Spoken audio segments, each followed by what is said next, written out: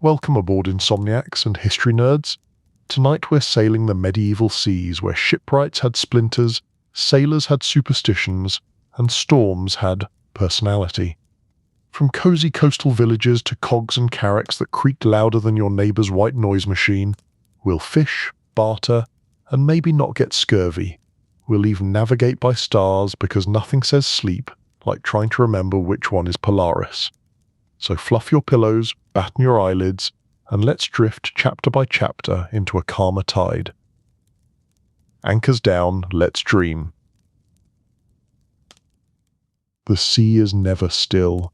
Even when it lies flat as polished glass, it breathes, it whispers, it pulls and releases. Along the shore, where land yields to water, life has always gathered. The medieval shoreline is a place of mingled scents, salt and seaweed, tar and smoke, fish both fresh and rotting in heaps. It is a place where gulls wheel and cry overhead, their voices sharp against the soft thunder of waves. To stand upon the beach is to stand at the world's edge, where safety of soil gives way to the restlessness of tide. Here the day begins early. Fishermen rise before dawn, lanterns swaying, boats rocking against their moorings. The tide is watched as carefully as the sky.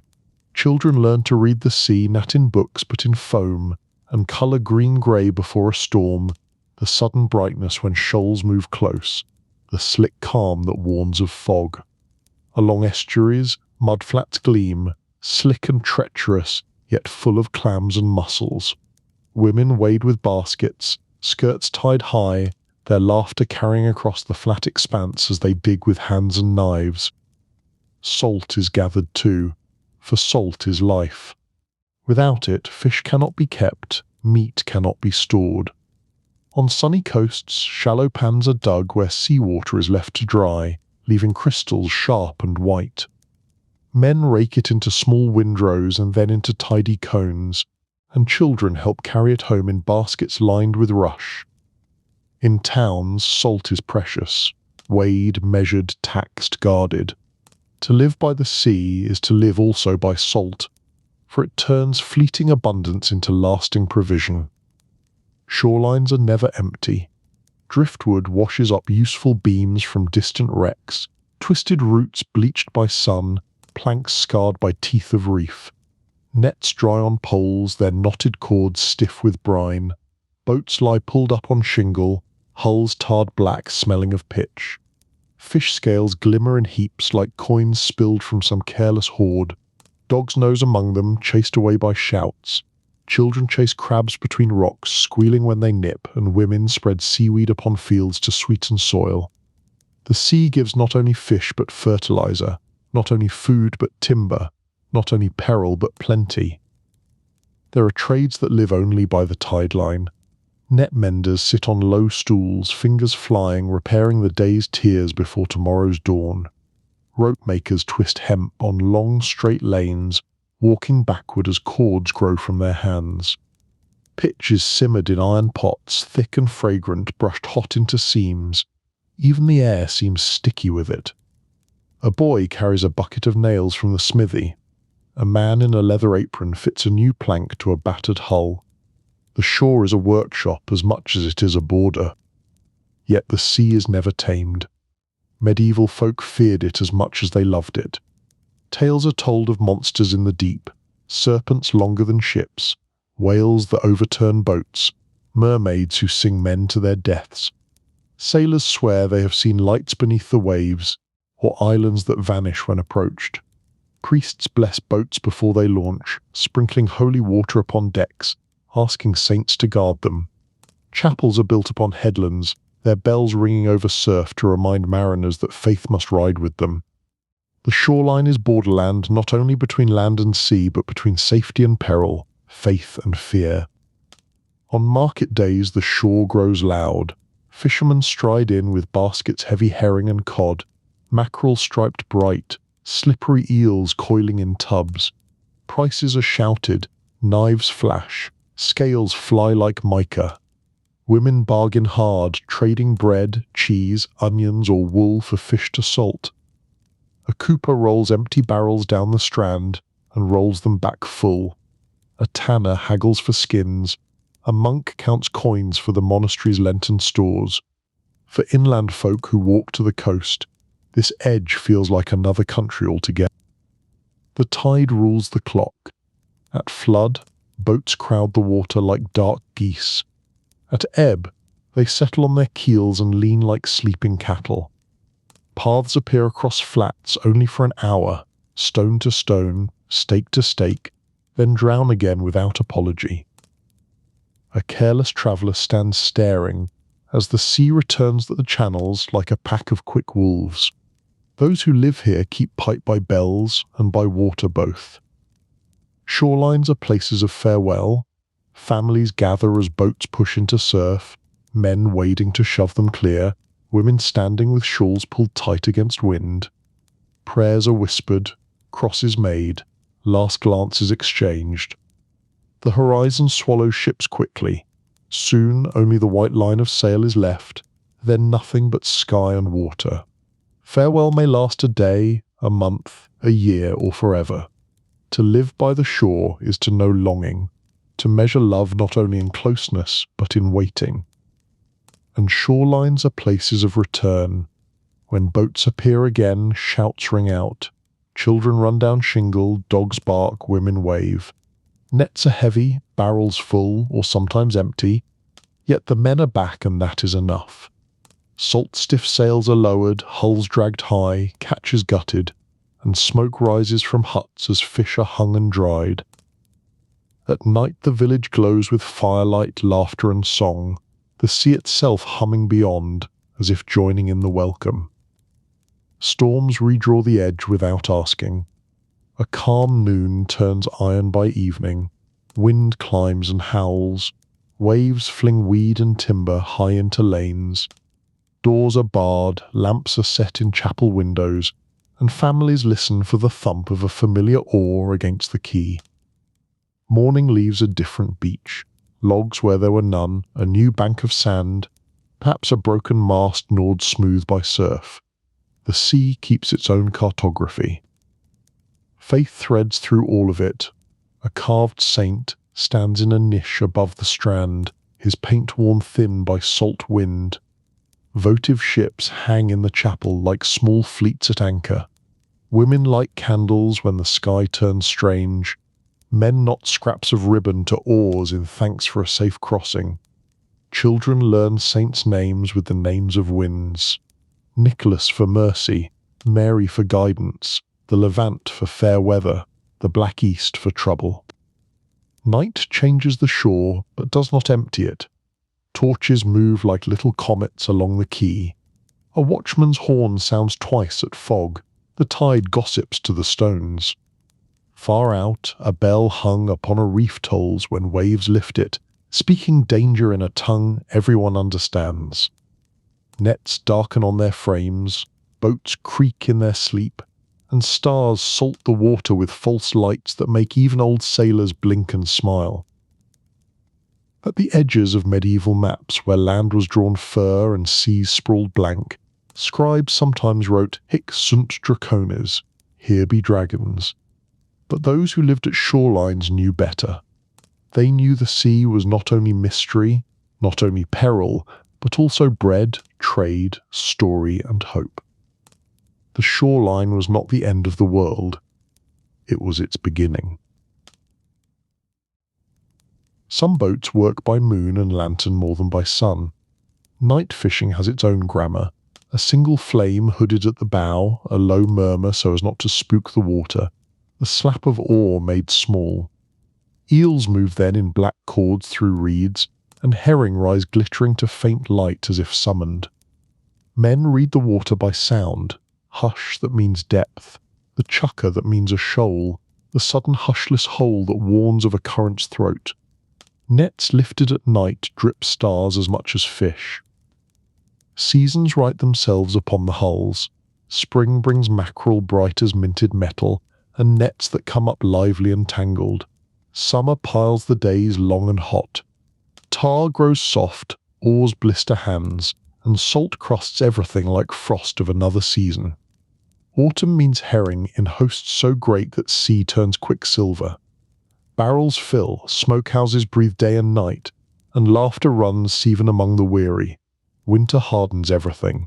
Lines freeze, spray ices into long teeth along the gunwale, and few risk the black chop unless hunger has spoken and will not be denied. Tools grow into the hand until they are nearly another limb. The gaff's barb knows the exact second to bite. The bailer's rhythm becomes a heartbeat. The leaded-sounding line speaks in taps along the palm. Knots are little prayers with purpose. Bowline for rescue, clove hitch for calm, reef knot for tempering a sail. Children learn them by touch, in blindfold games, laughing when fingers, at last, remember what eyes have seen 100 times. Mending is as constant as catching. After landfall, the shore becomes a loom, net spread wide, floats like a string of moons. Women and old men stooped with needles of bone or brass, drawing the twine through broken meshes with a swift pull and bite that makes a tidy knot. A torn place tells on the sea itself, rock's roughness here, a seal's teeth there, a clumsy haul where weed took the lid line and would not let go. Wood swells, wood shrinks, a split plank is teased shut with oakum and pitch, a sprung rib is nursed with a wet cloth and a prayer for patience. Some coasts give peculiar trades. At river mouths men set eel weirs of woven willow fences in water that guide the night travellers into wicker baskets with a sound like rain. In marsh towns, lampreys are taken by torchlight, their mouths like terrible wheels. Princes crave them, and a good night's run may turn a cottage richer than a season's herring. On rocky headlands, line fishermen stalk conger and ling with baited courage, hauling with 2 hands and 1 curse until the creature shows its pale belly and accepts the boat. Harbour rules and tolls tug at every rope. Guild marks burned into oars show who may sell on which day. A taxman counts barrels with a face that never seems surprised. The abbey's lay brother watches for the tithe of tithe already promised. Smuggling is a shadow that keeps pace with any light. An extra string of fish buried beneath a lawful heap. A barrel of salt walked home under a cloak of night fog. Yet each smugglers cross themselves when a bell tolls for ships overdue. Feast days alter the water. On the morning of the blessing, boats knot together off the quay like a floating village. Garlanded poles rise from bows, ribbons shiver, and a priest in a wool cloak flings salt and holy water together until sea tastes doubly of protection. Names of the lost are spoken, names of the young are given into Nicholas's care, and a silence follows that is cleaner than speech. After, the boats scatter like birds released from a hat. Not all wisdom comes from men. Dogs learn the sea's face and growl when fog has the wrong smell. Gulls' voices sharpen when porpoise chase fish shoreward. Cormorants' wings glisten when they have found the same shoal men seek. Even the colour at the river's mouth, tea of peat, the milk of flood, tells whether salmon will nose in or linger outside the bar. A good fisherman owns many teachers and keeps pride mild. Hazard wears many guises, not only storm. A torn hand festers and steals a strong back for a fortnight. A hook in a foot lays a man useless, and work is balance in the small boats. One missing body feels like a hole in the hull. Rope burns become lines of memory across palms. Sun writes its brown letters upon faces. Cold writes its pale ones. Fish spines pierce, knives slip, barrels crush. So cottages keep vinegar and cobweb. Comfrey salve and clean cloth closes any charm. Trade at day's end has its own theatre. Scales hiss in slant light. A clever girl can tell a fresh eye from a falsified shine, and a careless boy learns why you never stack mackerel under cod.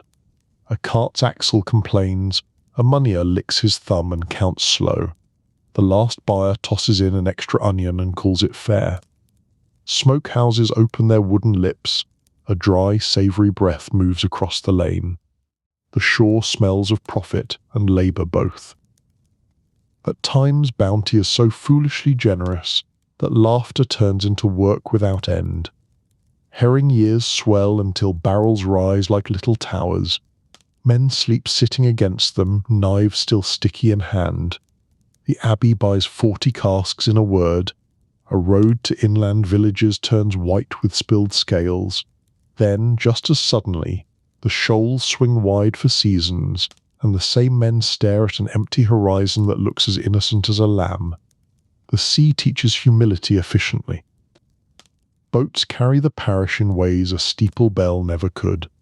A baby has been ferried across to a godparent when the ford ran high. A midwife has been rowed through sleet to a cottage on the far spit. A body has ridden home under a sail used as a shroud. A boat returns from a storm with one oar only, and still is welcomed as if it bore a king. Wood and tar learn the weight of a place's sorrows and its weddings too. Word spreads along the coast faster than a man can walk. A grounded whale 3 bays east, a foreign ship seen hull down with a sail cut odd, a net pattern tried by a Cornishman or a Norman that pulls better in weak tides. News is barter like anything.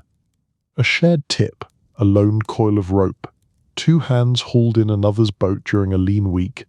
These are banked in the only ledger that matters, the one people keep in their chests. When fog comes, the sea seems to fold in upon itself. Sound grows near and far at once. A bell tolls like a heart inside a wall. Oars thud as if they were in the next room. Men pace the edge of the mist, listening for reef speech, speaking to the water as they would to a frightened child. Steady now, easy now, until a pale wind lifts and the world is returned plank by plank. Sometimes the sea gives unexpected charity. A cask breaks loose from a wreck and drifts in, staved but still sweet with foreign wine. A length of rare timber fetches out, its grain fine as scripture. A ship's rope thicker than any hemp grown here is cut into a dozen blessings. Children find a glass float, strange and perfect, and for a week it sits on the chapel step like a jewel from a saint's sleeve. By winter's deep, when days are narrow and the frost prints stars upon the mud, fishing shrinks to what must be done and no more.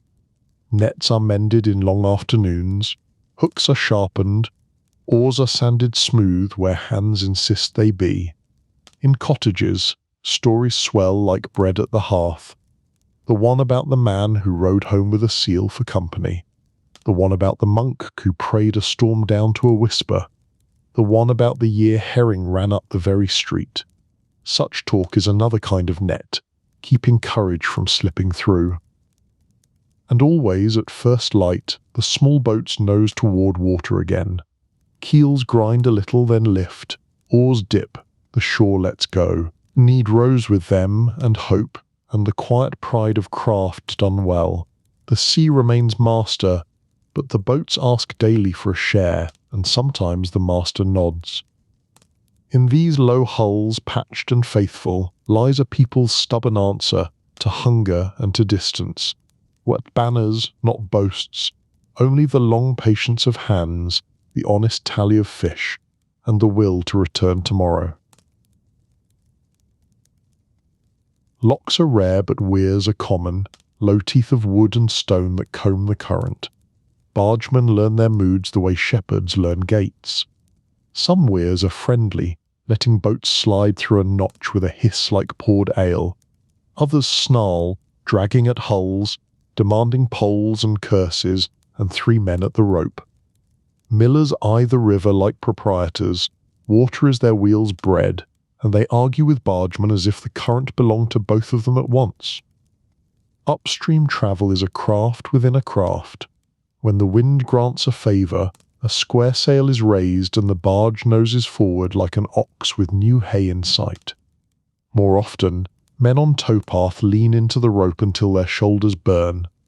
In richer reaches, a small, sure-footed horse takes the strain, ears flicking at flies, harness stained with tar. A good tow beast learns the word for bend and the word for hold, and will stop at a whistle sharper than any spur. Signals carry across the water. A raised cap means shoal ahead. A broad sweep of the arm means keep off. 2 taps on the gunwale ask for room under the arch. At night, a horn answers where sight fails. 1 low note for a barge heavy and stubborn. 2 quick ones for a raft loose and wayward. Lanterns bloom along the bank like migrating stars.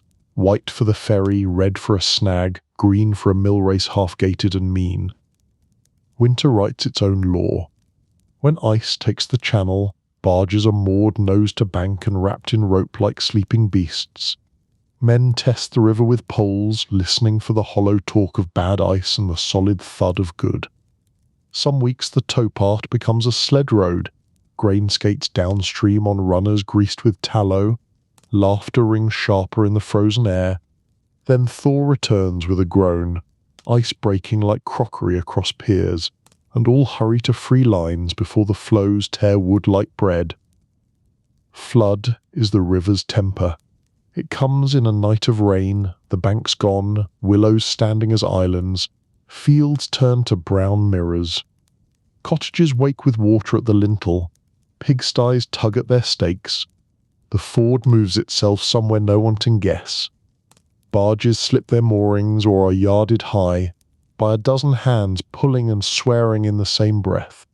Later, when water draws back, the land gleams with fresh silt. Mud like butter that farmers lift with both gratitude and complaint. There are tolls as sure as bends. At bridges a reeve waits with tally stick and questions. Whose cargo? How much? What weight? What Saint's Day excuses? Coins change hands. Sometimes a bushel of grain compensates for an empty purse. In some towns, barge guilds hold the keys of favour, deciding who may unload at the better steps and who must nose into the reed-choked edge. A shrewd master keeps a small cask aside for such negotiations. River has many mouths to feed. Ferries stitch the banks where bridges never came. A flatboat swings on a chain across the current, the ferryman leaning his pole into the water's steady shoulder, carrying a monk with a mule, a peddler with bells, a bride in a crown of paper flowers that will not last the rain. When floods tear the chain, the ferry becomes a traveller like any other, and neighbours haul it home with cheers as if rescuing a cow. Timber barges are their own nation. Whole forests ride riverward bound for shipyards and beams trunks chained into rafts, crews cooking on hearthstones set atop wet logs, sleeping under shelters that crawl with smoke. At rapids the rafts break and reform. A man who can reweave a forest with iron dogs and rope is welcomed anywhere. In low water the keel barges pretend to be rafts, sliding over shallows with cargo light and oaths heavy. Rivers hum with life beyond trade. Otters glare at men and vanish in neat stitches of water. Herons stand like monks reciting psalms to fish. In spring the banks burst with yellow flags and cowslips. In autumn, mist sits upon reed beds like breath upon glass. Sturgeon occasionally rise like old kings testing their crowns. Children tell tales for years of such a fish. Bargemen pretend indifference and carve the story into the handle of a knife. Maintenance is the barge's winter mass. Planks are lifted and rebedded, caulking is driven home with mallet and rhythm, pitch boils and smokes like a wizard's pot. Ropes are combed and spliced, oars are planed where calluses complain, a new steering board is hung and tested with a shove. A barge that is loved forgives 1,000 miles. A barge that is neglected seeks the bottom with a traitor's patience. Rivalries steer their own currents. Upstream men curse the careless, downstream who let rafts drift wide. Downstream men laugh about the mountain, fools who think a straight channel lies in every twist. In taverns the boasts stack like barrels, whose crew hauled against the worst headwind, who threaded under St. Martin's Bridge at full flood, who pulled a cathedral stone from shoal and still made market bell. Songs settle the matter until the next ale. Piety travels with cargo. Pilgrims cluster at landings, their shells knocking like wind chimes, their voices weaving hymns with the river's mutter. Processions carry relics to bless the water, a skull bright with silver, a rib in glass, a splinter of wood that no one agrees upon but everyone reveres. Bargemen bow in their fashion, fingers tar-black and devout. A small candle burns at the prow on perilous stretches, guttering but stubborn, as if to teach the current good manners. Danger does not always announce itself. A sunken snag learns a new position overnight and rips a belly with no more fuss than a seamstress picking a thread. A drunk on the towpath slips and is gone under the barge with only one cry. A quarrel at a landing becomes a brawl and then a blood feud whose memory stains a bend for a generation. The river keeps no diary, but people do, and certain places collect stories like silt. At night, the water is a road of whispers. Frogs stitch darkness to itself, owls remark upon trespassers, and the current tells and retells one tale, never the same, always familiar. Lanterns on moored boats throw lazy coins of light. Lovers meet beneath arches where echo repeats their courage back to them. A lone barge slipping after sunset slides as carefully as a cat upon a shelf. Men speak low, poles set without bang, rope paid out like apology. Justice rides the river in small boats and big words. A bailiff boards to count and seize when taxes sour. A bishop's man arrives to ask about the tithe of ale. A sheriff hunts outlaws who think water will hide them. But the river remembers kindness too. A load of stone delivered free to mend a fallen quay. A child ferried across in flood at risk of the crew. A sack of flour slipped at night to a window where hunger had been knocking loudly. Childhood here means knowing the river's grammar before letters. A line cast without tangling is a lesson, a successful splice a prize, a first night sleeping aboard a rite.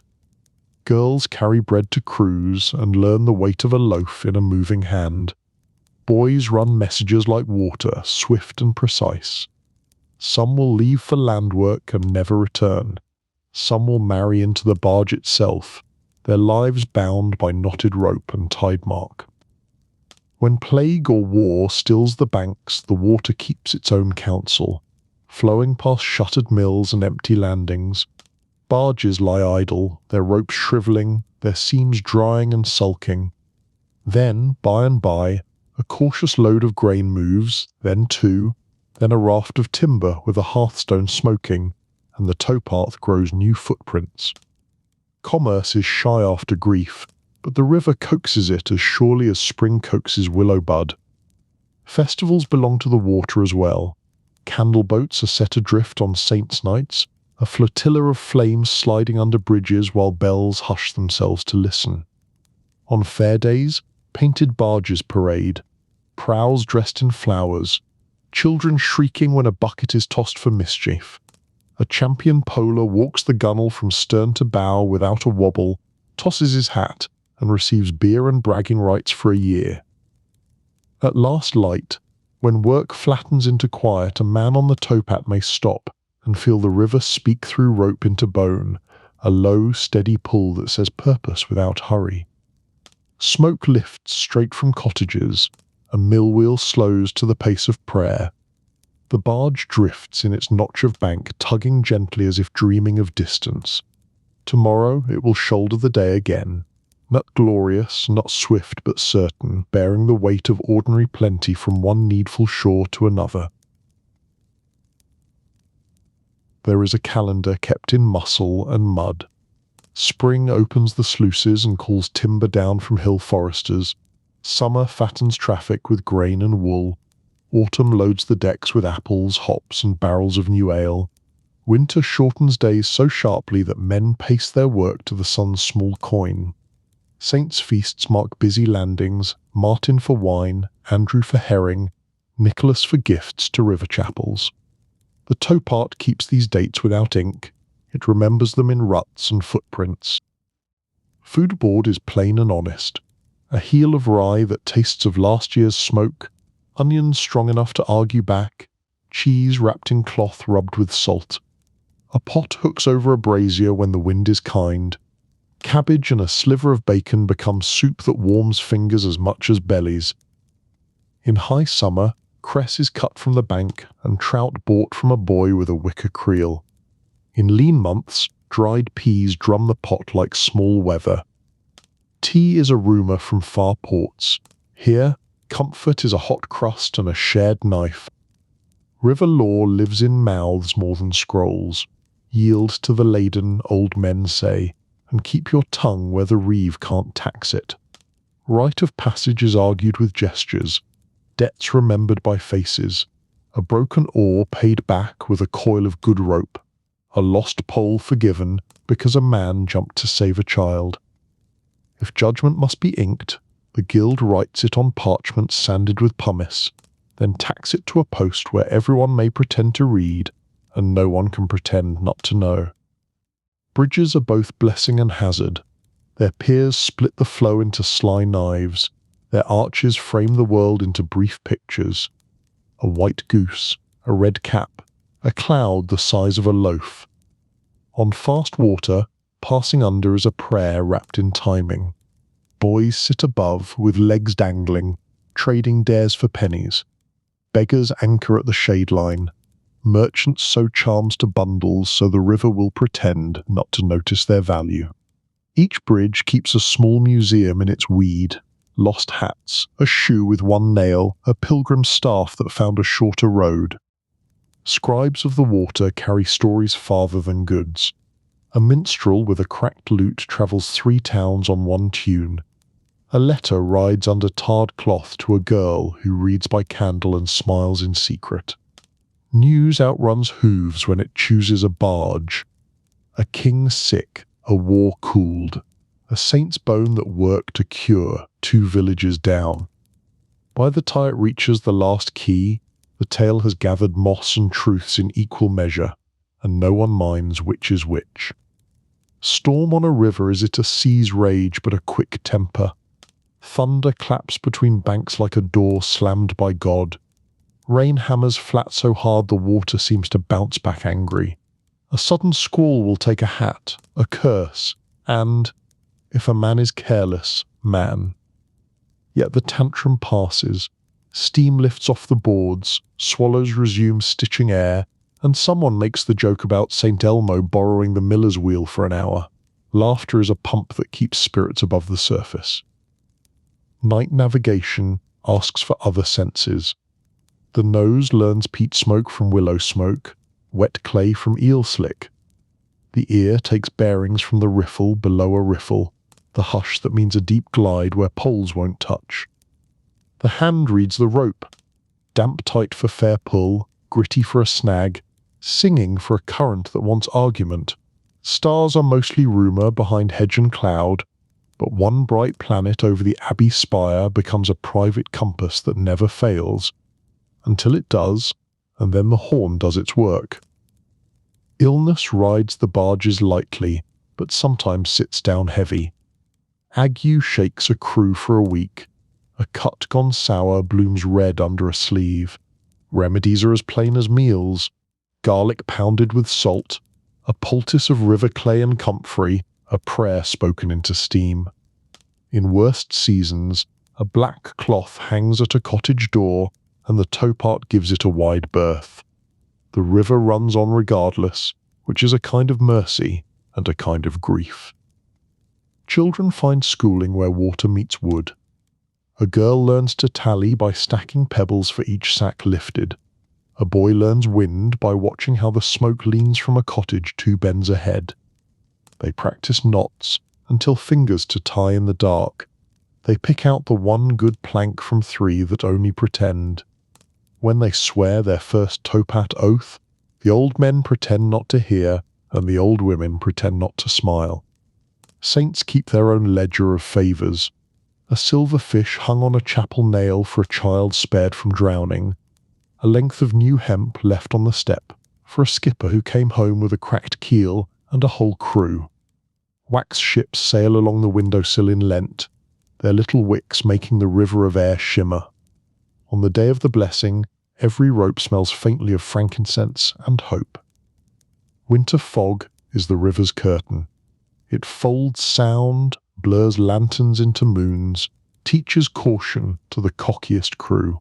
When it lifts at noon, the world returns, like a play resumed after interval, barges revealed mid-sentence, a dog astonished to find its own bark, a kingfisher exploding from grey into impossible blue.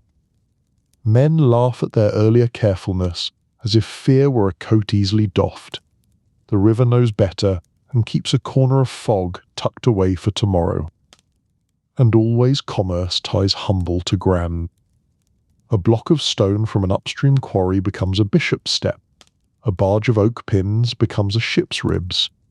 A bundle of rushes cut by a barefoot child becomes a noble's clean floor for feast day.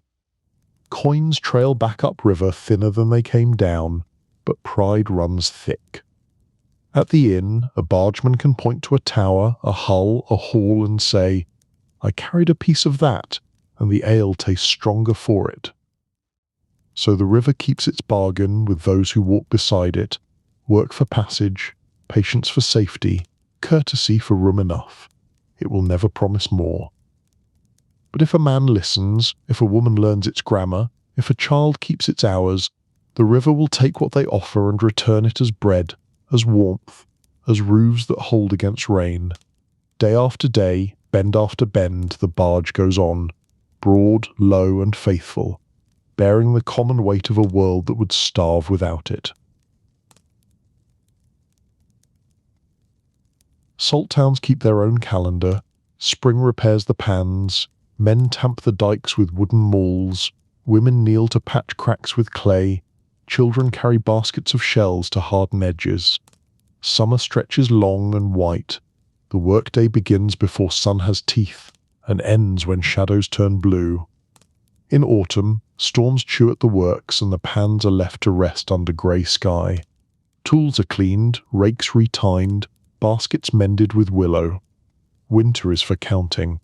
Sacks tallied, debts settled, saints thanked for weather that didn't it betray. Tools have names and tempers. The long rake that lifts crust without breaking it. The lighter scraper that draws brine into shallows. The wooden shoe that spreads a man's weight so the salt won't collapse. Each worker knows the feel of his own haft, the song it makes against crystal and mud. Salt picks squeal if forced, a patient hand coaxes. Apprentices learn to read wind on the brine and shadow on the pan. Difference between skim and spoil is often the width of a heartbeat. Smugglers wear the night like a cloak. They come when the tide is fat and the excise man plays dice. Barrels ride under seaweed, sacks under hay. A false bottom rattles only if the road is bad. Women hide cones of salt in bread ovens. Men stitch packets into the lining of capes.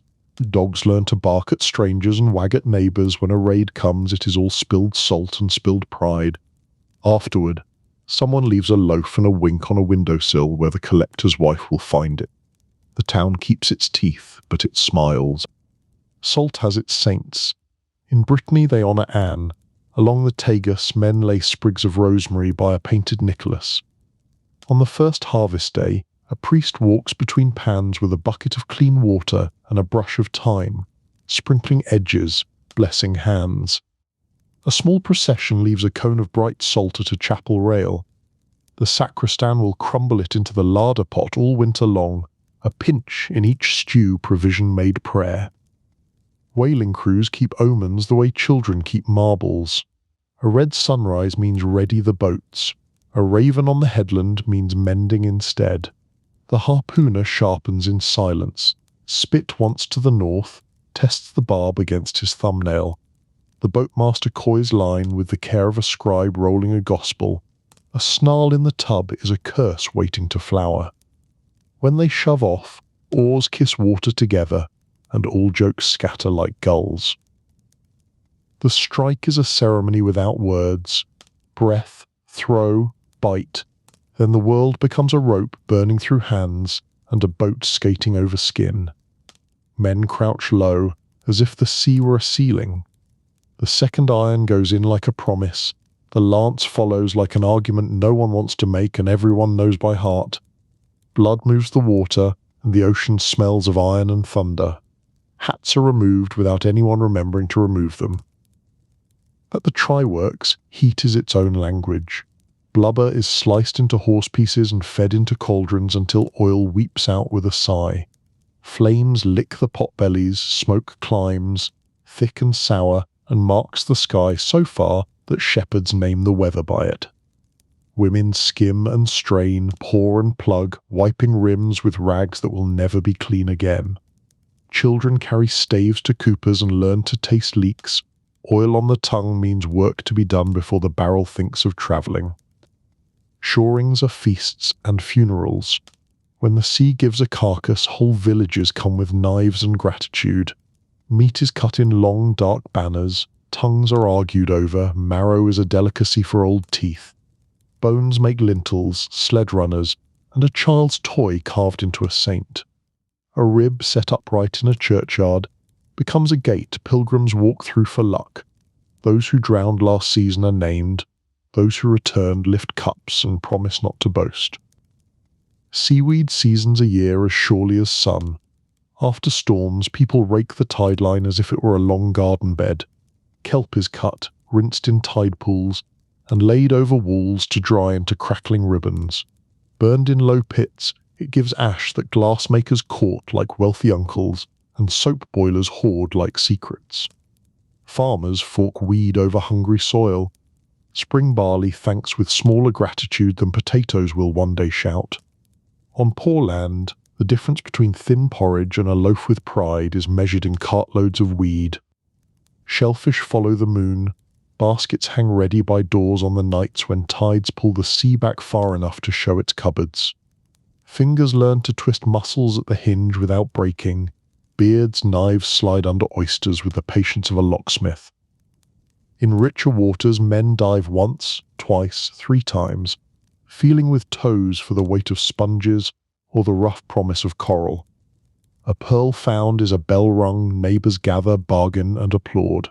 The finder tucks it away as if he were hiding a blessing. Market smells tell the tale before eyes do. The sweetness of new salt beside the tannic tang of whale oil, the green rot of kelp, the clean snap of shells, the sour drift from fish racks, a pepper of sawdust where coopers plane staves. Traders from inland wrinkle noses and open purses. Their carts leave white crusts on wheel rims for miles after. A pilgrim buys a rosary strung with shell and swears prayers will run easier across it. A nun purchases a sponge and says it will scrub altars more gently than cloth. Taxes bite like wind. A king's man measures barrels with a rod that always seems to grow when coin is scarce. A bishop's clerk asks whether Sunday salt is holier and thus costlier. Whalers argue the right of strand. Who owns a beast the sea surrendered on the parish strand? The town reeve smiles like a cat and spreads both hands, one for law, one for custom. Fines are paid, oaths muttered. A cask or two rolls sideways when no one looks too hard. Governance, like rope, holds best when given a little lay. Danger wears many faces. A dyke fails under a moon that seemed harmless. A boy is taken by a wave shaped like a trick. A line wraps a wrist and turns a hand to smoke. A diver comes up wrong and does it wake. A cliff gifts amber to children, and then gifts them a falling stone they do not see. The sea keeps accounts, never balanced for long. Families learn to speak the names of the lost as if smoothing their hair. Work pauses, work resume. Guilds guard trade like hens guard chicks. Salters swear not to thin brine with river water. Try-works vow to boil clean. Divers keep the best grounds as secrets taught only to kin. Marks are stamped into barrels and cones. Counterfeiters are chased and, if caught, made to stand with a lump of false salt in the mouth, until shame salts their tongue. Yet when a storm chews a town, guild doors open and rules soften. Oil and bread go where need points. Rivalry sleeps while roofs are mended. Saints' days put work in procession. On the feast of a patron, salt cones are stacked into small pyramids and crowned with candles. Whale ribs are arched with flowers to make a gate, children run through squealing, nets are hung from poles and sprinkled with holy water. A priest lifts hands, voices answer, gulls wheel as if they too were devout. Afterward there is dancing on the packed sand. Even the sternest harpooner forgets to frown until moonrise. Trade routes weave these small harvests into long stories. A barrel of Biscay oil feeds lamps in a Paris scriptorium where a boy learns his letters by its glow. A stack of Cornish salt keeps lentent fish honest on a hill a month's walk from tide. A coral bead from a Greek diver shines at a Flemish bride's throat. A soap boiler's ash makes clean the hands that count rents in a Lombard ledger. None of these things carry the smell of their making by the time they arrive, but the sea is in them still, quiet as breath. Night along these coasts folds the day gently. A panfield gleams with a ghost of its own work. Try-works die down to red eyes, ropes creak once as they settle, kelp crackles in embers behind a cottage. Inside, lamps bloom with oil wrested from iron, water pots hiss with salted broth, hands rub balm into cuts that will sting again tomorrow. Children fall asleep to stories of beasts larger than barns and crystals small as snow, of luck found and luck demanded, of a sea that pays in coin and also in courage. So the other harvests, white, black, brown and bright, bind coast to coast and season to soul. They look humble beside silk and spice, but they are the grammar of survival, a pinch, a flame, a handful of weed, a shell in a pocket. They keep bread from spoiling, lamps from failing, fields from starving, fingers from forgetting their work. And in every cone piled, every barrel sealed, every basket heaved from tide, the same truth lives. The sea gives, the sea takes, and people answer with craft, with prayer, and with the stubborn art of beginning again. Before any sail can billow, before any mast can creak, before any keel can cut the waves, there are the shipwrights. Their work begins not at sea but in the forest, where oak and pine grow tall and steady. For ships are not born of water but of wood, and wood must first be chosen, cut, seasoned and shaped by hands that know grain and curve as well as any sailor knows tide and wind. The shipwright walks among trees with an eye sharper than an archer's. He sees not merely a trunk, but the line of a future keel, the sweep of a rib, the bend of a mast. He knows which trees grew straight in steady soil, which bent in wind, which hold strength, which will split. He listens to wood when his axe strikes, hearing whether the heart is sound or hollow.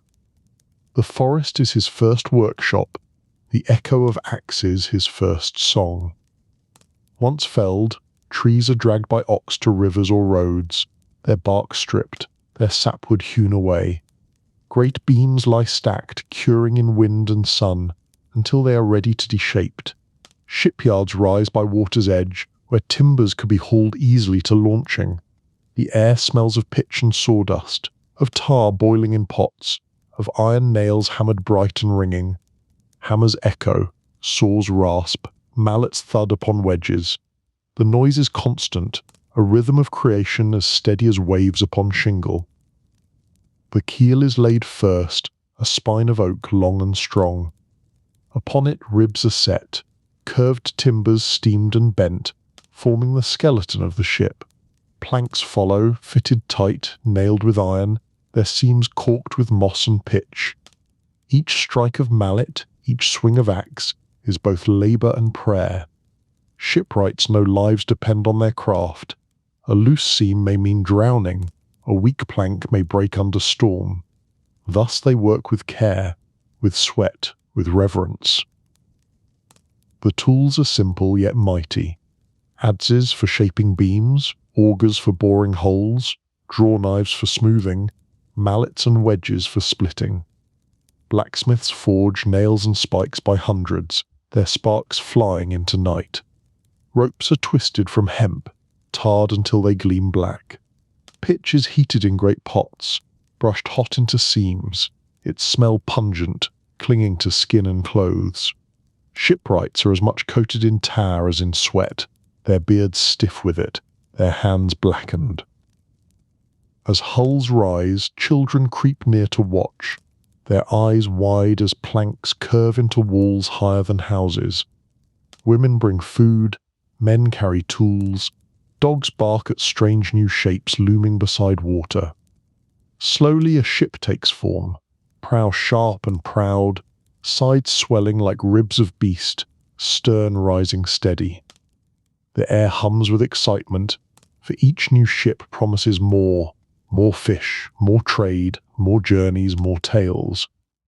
The village feels larger simply for its presence.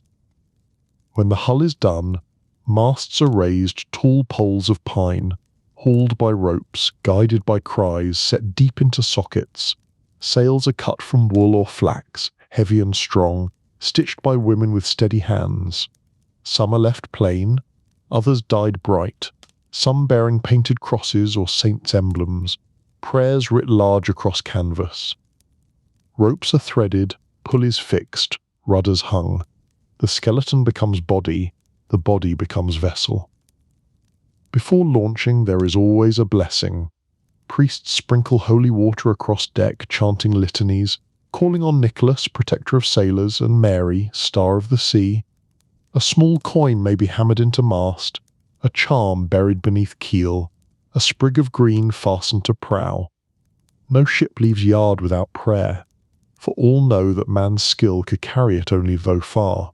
The sea must be persuaded, or at least placated.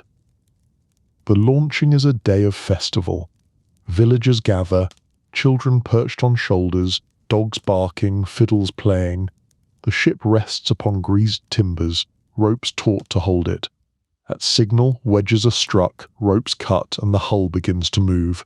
Slowly at first, then with sudden swiftness it slides down into water. Cheers erupt as it splashes, waves rising, gulls startled into air. For a moment the ship wobbles, uncertain, then steadies, rocking upon tide. It is born. Shipwrights stand aside, tired yet proud, their arms smeared with tar, their eyes shining. They know the ship will soon leave them, carrying strangers across waters they themselves may never sail.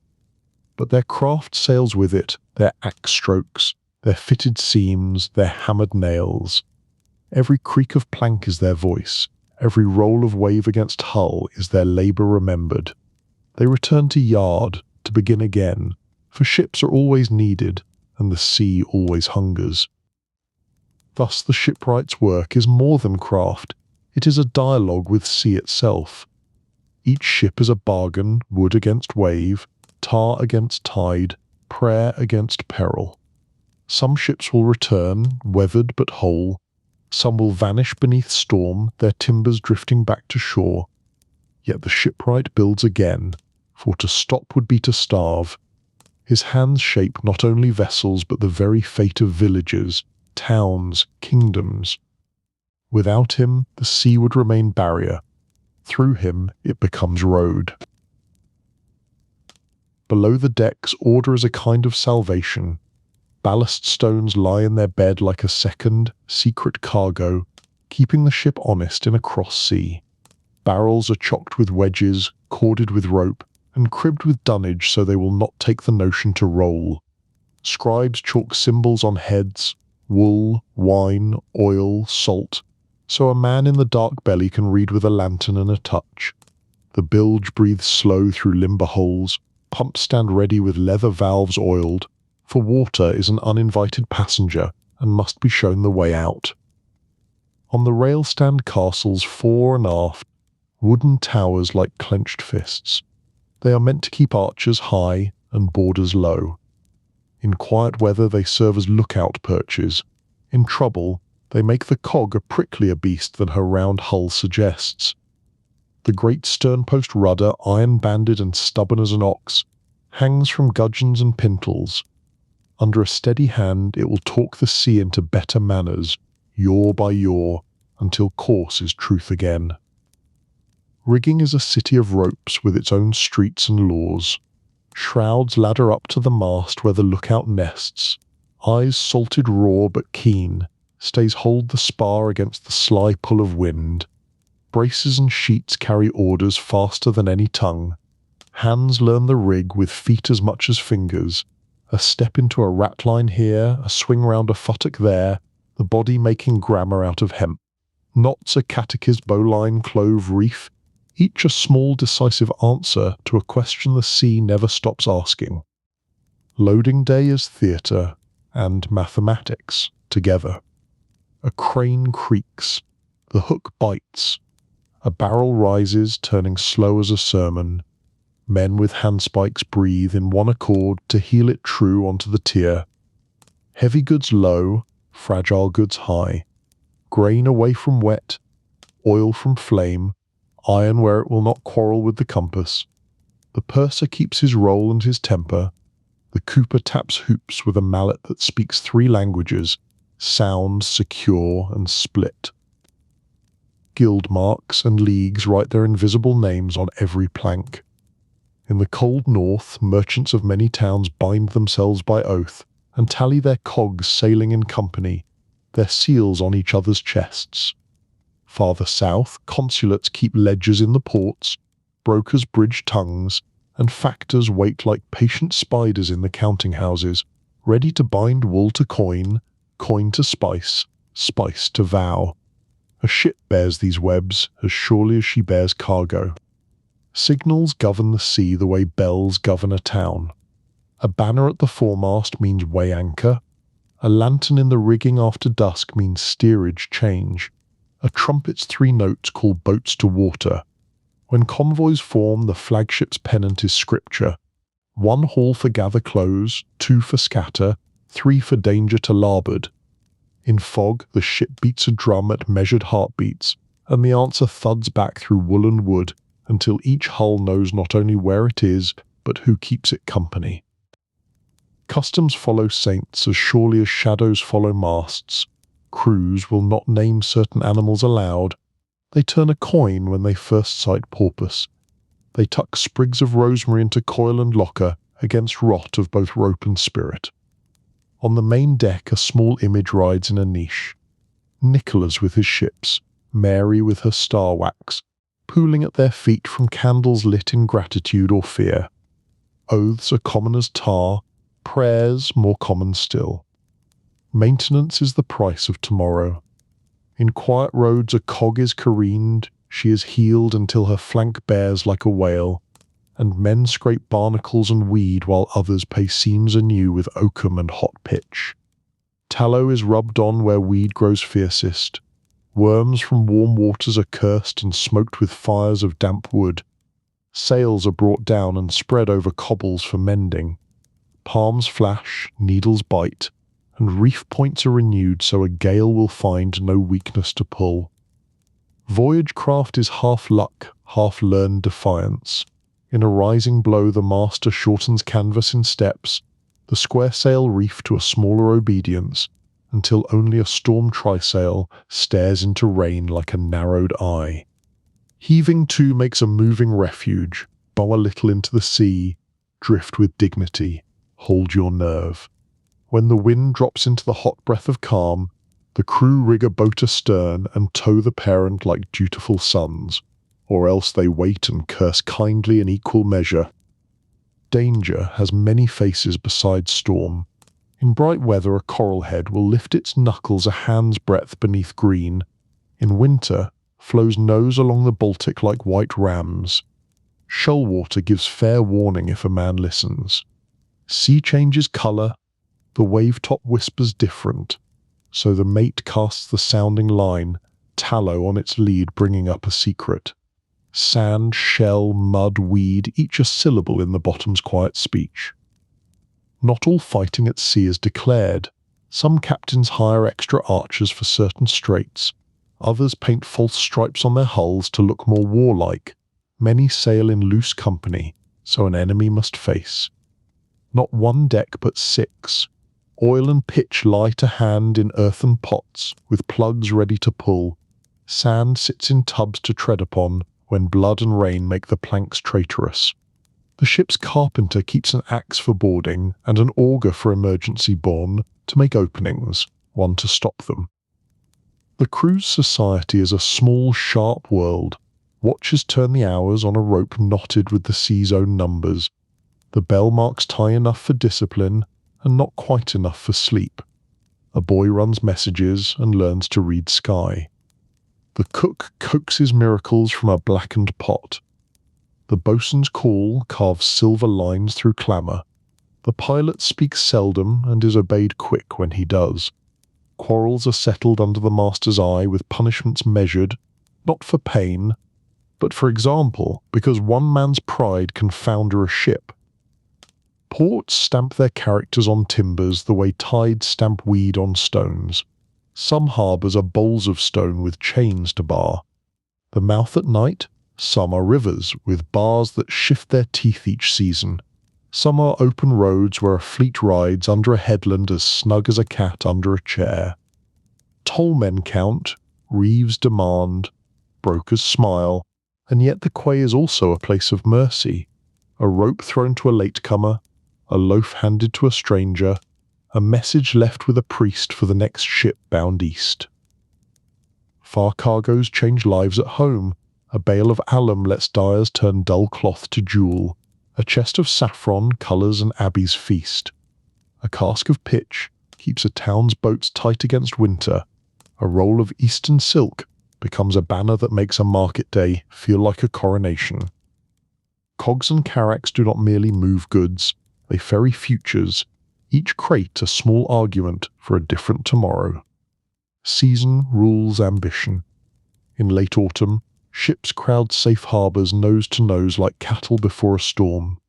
In spring, they stamp and jostle at the bar for the first fair wind. Summer opens lanes that winter shuts with iron. Winter gives clean, strong winds where summer leaves a man praying for catspaws. Masters keep almanacs of memory. When the bay throws a chop against an easterly, when fog lifts like theatre curtains, when the current lies like a thief under the moon. Even wonder finds room aboard. In warm nights the wake burns with cold fire, and men laugh like boys at stars beneath their feet. Dolphins pace the bow. A whale breathes once, like a hill remembering to live. Flying fish stitch air to water. The lookout shouts land, sometimes a white cliff righteous as a sermon, sometimes a low dark line that smells of pine. And the ship leans that way as if she too were glad. When fortune runs out, the reckoning is quick and complete. A broken back on a hidden reef, a fire in the hold, a rogue sea lifting from the black. These end arguments. Then the sea keeps what it chooses. A bell tongueless on the bottom, a saint's image buried in silt, a handful of ballast stones carried home in pockets by those who swam farther than they feared. Shrines on land gain new votive ships, carved by hands that shake, painted with waves too large to be believed and too true to be denied. But most voyages end in the ordinary miracle. A bar straightened, a pilot boarded, a sail brailed dad, an anchor let go with a run that thunders like applause. Lines fly, curses soften into greetings, the gangplank clatters, the smell of bread from shore strikes like music. The ship settles against the tide and sleeps her first easy sleep in weeks, while men tumble ashore with legs that remember the sea, pockets that remember necessity, and tongues that will not keep silence until every tale has found a listener. So the cog, squat and stubborn, and the carrack, tall and hungry for horizons, keep the breath of kingdoms moving. They are not beautiful to everyone, but to those who have leaned a shoulder into a brace in rain, or felt a good helm answer like a friend, or watched a dark line of distant coast grow pale with promise. They are the very shape of courage. Timber against water, will against weather, faith against chance. In their slow, laden passage the world grows larger, one creek, one wake, one landfall at a tithe. Time is kept in sand and bells. A glass is turned by the imekeeper's hand, the pale stream falling with a hush that even the wind respects. When the last grain hides, he strikes the bell, and the watch changes like a tide. Men unlatch and men take hold. No clock is needed. The sea and the sand agree on the hour, and the ship obeys. Rations are counted with care. The purser tastes from each cask, knocks each barrel, weighs each sack of biscuit as if weighing a week's luck.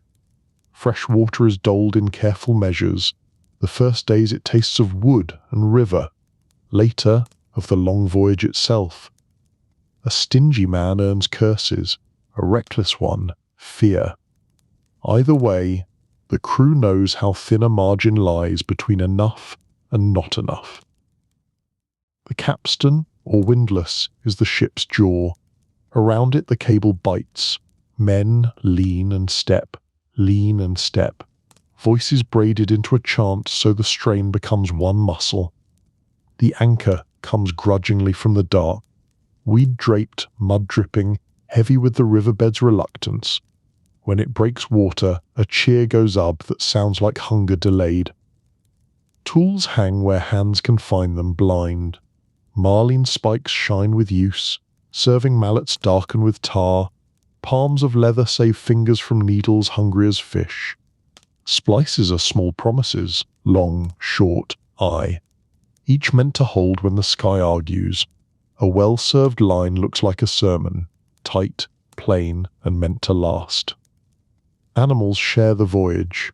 A cat patrols the shadows with priestly seriousness, earning its keep in sudden squeaks and silent trophies. Hens complain in wicker coops and repay kindness in eggs. A pig rides aft until feast or storm decree its fate. Gulls bargain for scraps. Porpoises rise laughing under the bow, and once in a long while St. Elmo sets blue candles upon the yard, and even the boldest man goes quiet. Clothing learns the sea's grammar. Wool stays warm when soaked. Canvas shrugs sparks, hoods turn rain, mitts save rope burns. Tar paints everything the same colour, hands, beards, hems, until the crew looks like it has been born of the very pitch that seals the seams. Pride is mending well, not dressing fine. Sickness walks the gangway without paying. Stomachs revolt at first swell, then learn or refuse to learn. Cuts fester unless washed with brine and watched with prayer. A barber surgeon keeps knives bright, leeches ready, lint clean as poverty allows. A poultice of onion and honey is set beneath a saint's token. No one minds which remedy proves the better physician. Quarrels flare quickest over food, water, and sleep. The master's voice is the lid on the pot. He lifts it only to let steam out, never to feed a fire. Theft of a ration is a kind of treason. A thief finds rope against his back or irons against his ankle, and no man pleads for him. The ship is a narrow law, but it keeps men alive. Language aboard is a market of tongues. Breton curses, Flemish jokes, Genoese bargains, Latin prayers. Each useful, none sufficient alone. A gesture does half the work, a finger slicing the air for reef, a palm pushing for ease, a fist for hold. By the second week, Eve's strangers pull as if they were cousins. Night watch has its favours. The sky becomes a book the learned cannot read and the ignorant cannot miss. The North Star stands steady as a promise. The Pleiades scatter like spilled salt. Orion walks the length of the world with a hunter's patience. Phosphorescence writes bright letters along the wake, and a man who thought himself coarse will speak softly. Repairs at sea are a sacrament of steadiness. A torn leech is brought down and bitten back together by needle and palm. A sprung plank gets oakum and pitch, while men lie belly down with the sea licking at their boots. A broken yard is scarfed with a sister piece and bound tight with hope and whipping. Each fix is a little bridge thrown over disaster. Weather breeds a dozen trades. In fair winds the sailor is a tailor, a cook, a cobbler, a storyteller. In a gale he is a knot, a claw, a prayer. Between, he is a cleaner of decks and a mender of tempers, scraping salt from wood and pride from words until both shine plain again. Pay is counted in months and in miles. Some take coin on the nail at signing, some a promise on parchment, some a share of what cargo may earn if fortune smiles. Shore leaves coin in taverns, in pews, in a mother's hand, in a ring, in a foolish purse. Then the sea calls it all back and demands more. No one sails to grow rich alone. A man sails to keep bread on a dozen tables. Pilots are men set apart. They speak to coasts like shepherds to flocks, naming each shoal and splice of tide under their breath. When a pilot comes aboard, even the master shifts half a pace and listens. In fog he reads the swell with his feet. In darkness he finds the river's mouth by the way wind smells of willow and dung. The galley fire is a tamed danger. Stones cradle the hearth, chains hold the pot. A watchful eye and wet cloth keep accident from learning mischief. When stew is ladled, complaints quiet.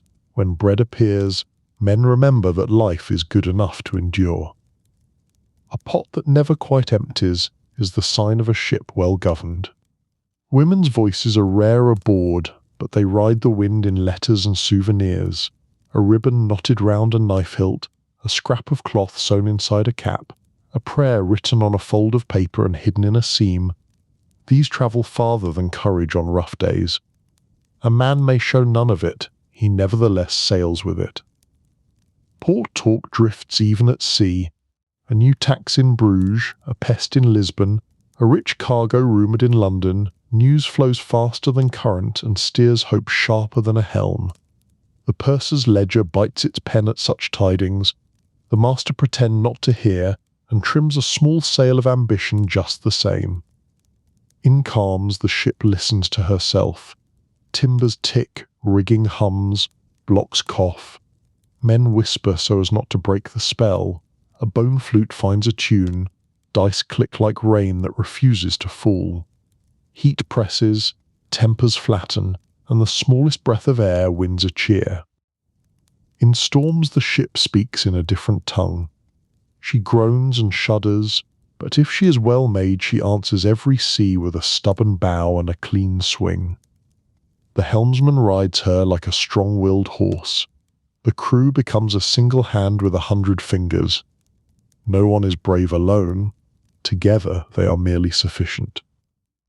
When death comes, it is met with ropes and words.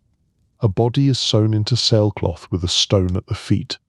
The last stitch passes through the nose for certainty. A psalm is said in a voice that does not break if it can help it. The sea receives without comment. The wake closes, work resumes. Mourning is private and takes place between tasks. Landfall remakes men. Eyes narrow from horizon widen at a lane's clutter.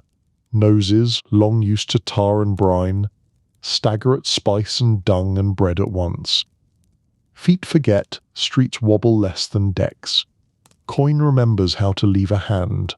After a night, most would sail again. After a week, almost all must. Tales are cargo too.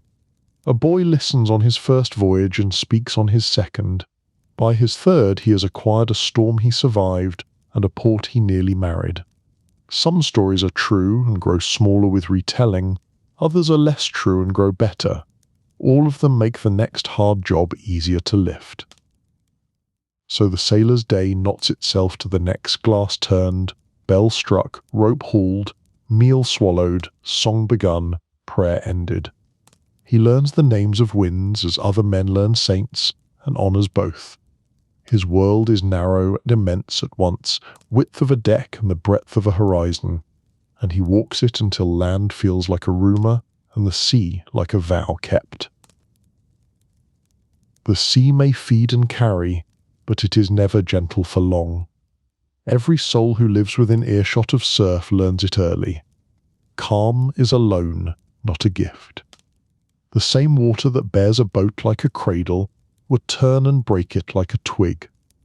Before charts were many and warnings sure, the lesson was written in wind and in the sudden, iron taste of air. The first sign is often small. A grey thumb smudges the western rim, the swell shortens, the gulls quit their lazy arcs and knife inland, scolding. Old sailors narrow their eyes and test the breeze on the tongue. A smell comes with it, raw, metallic, threaded with weed breath a storm takes before it speaks. Canvas tells the truth sooner than men. The square shrills, the leeches quiver, the luff mutters, like a dog not yet ready to bite. Orders crack, reef, brail, make snug. Men climb and vanish into rigging like beads on a string, hands black with tar, feet finding ratlines by memory. The sail is gathered to smaller courage, rope sings through blocks, knots land under palms that have tied them 1,000 times. Wind arrives with manners first, then with grievance. It slaps cheeks, leans at shoulders, takes a longer breath, and then shouts. Waves that were sheep become rams white-headed, butting in ranks. The hull begins its old conversation with the sea. I will rise if you permit it. I will fall if you insist. Everything aboard answers to that talk. Barrels nudge and bridle, ladles knock. A prayer candle flickers and thinks better of itself. Rain draws its curtain. The horizon folds in, blue turned to pewter, then to iron. Sight shortens to a deck's length. The helmsman squints into nothing and steers by feel heave underfoot, the pull on the tiller, the sound in the rigging, all of it a language learned by years. A man shouts to another at arm's reach, and is answered by wind. Lightning writes its crooked gospel across low cloud. Thunder stands up on the deck and shakes loose dust that has not existed since yesterday. Some cross themselves. Some spit over the lee as if bargaining. Some grin fiercely because it is better than the other choice. St. Elmo's blue tapers step onto the yard and cling there like obedient stars. Seas heap, tall at first, and sullen and close. Then the set meets a shoal or a contrary run, and shouldered hills wake into mountains. The bow climbs a black wall, and hangs one breath too long. The stern points where crows fly. The deck tilts, and every man is a crab. Then the fall down a wet stair with no steps. Smack at the bottom, the groan through timbers, the green water that comes aboard uninvited and leaves like a thief, hauling what it to grasp. Lines part with rifle sounds. A mast complains in a tone that sends blood cold. It is the voice of a tree, remembering how it broke once and may again. The cook lashes his hearth and prays not for saints, but for the sense to keep coals where they belong. The purser's casks creak a litany of losses to come. He curses them as if coin could frighten sea. Small boats take it hardest. A coracle that yesterday was a toy becomes a question with no good answer. A hooker inshore sees surf steepen over bar, and seeks the gut between breakers by colour alone, a paler green where sand sits, a darker cut where water runs. Wives stand on dune or quay, with shawls tight, mouths moving, hands colder than wind. Groundswell turns to surf with a soldier's discipline, line after line. On shingle each comber lifts the boat a hand's breadth, and drops it a hand's pane fartherette, ribs grinding. Men, thigh deep, take timing from the sea itself. Now, heave. Now, hold. Now, let the beast pass. One mistake, and the boat swings broadside, the next wave rolls it, and the day changes its name. Offshore, a cog lays to it. The main is scandalized. A storm canvas goes up, half a handkerchief, all of a will. She meets the sea square as faith, bows backs, bows again. The helmsman's jaw knots. The pilot mutters the prayer that has a different saint in every port, and the same fervour in all. Sometimes prudence means sacrifice. Cargo goes over, first jars of water, then wood that can be spared, then barrels dearer than breath. Wheat spills like dry rain, wine dyes the wake royal, wool floats a moment like drowned sheep and is gone. Men watch coin vanish and feel no sorrow, only time bought. A reef finds a ship by feel. The chart said a mile, the lead said 3 fathoms. The truth says, hush. A shudder, like a bell struck underfoot, the crunch like bones in frost, the bow pinned to a rock that never learned pity. She pounds there, each wave the hammer, the hull the nail. The order comes that no man wants to give and every man hears, axes to the mast. Better a living crew than a proud silhouette. Wood falls with a cry older than human voices. Some wrecks happen under moons clear as coin. A current shifts in the night like a thief moving a fence. Fog rolls in soft as wool and hard as iron. The offing moves 1 mile closer, while everyone's eyes insist nothing has changed. The first knowledge is the boom of surf where none should be. The second is too late. Coasts keep their own gallows tales. At the Devil's Tooth the sea jacks upward, even on a calm, a standing wave that waits for keels. At Widow's Reach a crosswind lives that has never been seen, but has thrown men into hard water for a century. Pilots teach these with a finger on a boy's breastbone. Remember here, and never here. Bandits wear sails as well as cloaks. A low, lean galley hides behind a headland like a cat behind a churn. She chooses a fat merchant, strikes her oars into water all at once, and comes on with a grin of bronze. Hooks fly, ropes bite. The gap narrows to a man's jump, and then there is the close work.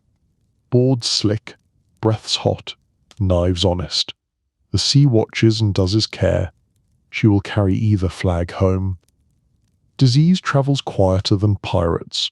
A cough that was nothing yesterday is a fever today and a spare hammock tomorrow. In crowded hold or tight forecastle, breath is a road. The barber surgeon bleeds and burns and prays and sometimes wins.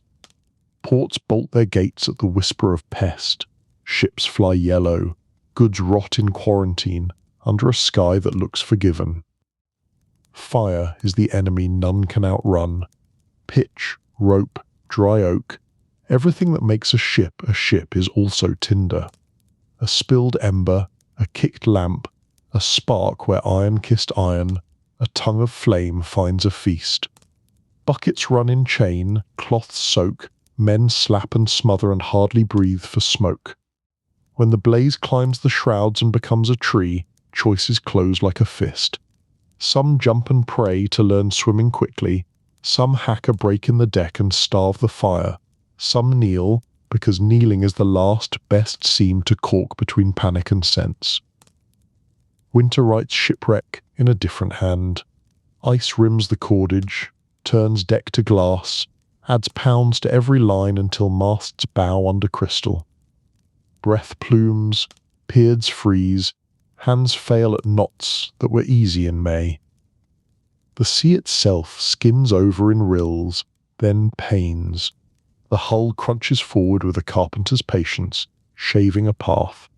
A gale on such a day is as a storm. It is a judgment. Even the great harbours have their perils. Storm surges pile water against quays until bollards groan and chains sing like harps. Moorings part, ships fetch jut against one another with the sound of churches falling. Men on the piers haul lines and swear vows and forget both later, which is human. Ashore, the sea throws back what it does it want. Planks in teeth of weed, a mast like a gallows, barrels full of nothing that matters, bodies the tide lays down with ceremony and lifts again without it. Women who have watched all night walk the strand after dawn with faces the colour of the sky. Children learn the new quiet. Bells speak for those who cannot. Faith stands nearest on such days. Churches drip with salt candles, little ships carved of wax list under soot. St. Nicholas grows a wreath of coins. The Virgin's blue darkens with tears and smoke. A votive board is painted, a small hull in a painted black sea, a golden hand from cloud, a rope thrown and caught. The painter knows how to draw fear and mercy both. Superstition climbs the rigging with the men. No whistling, lest you call a wind you cannot pay. No cat thrown overboard, lest luck follow.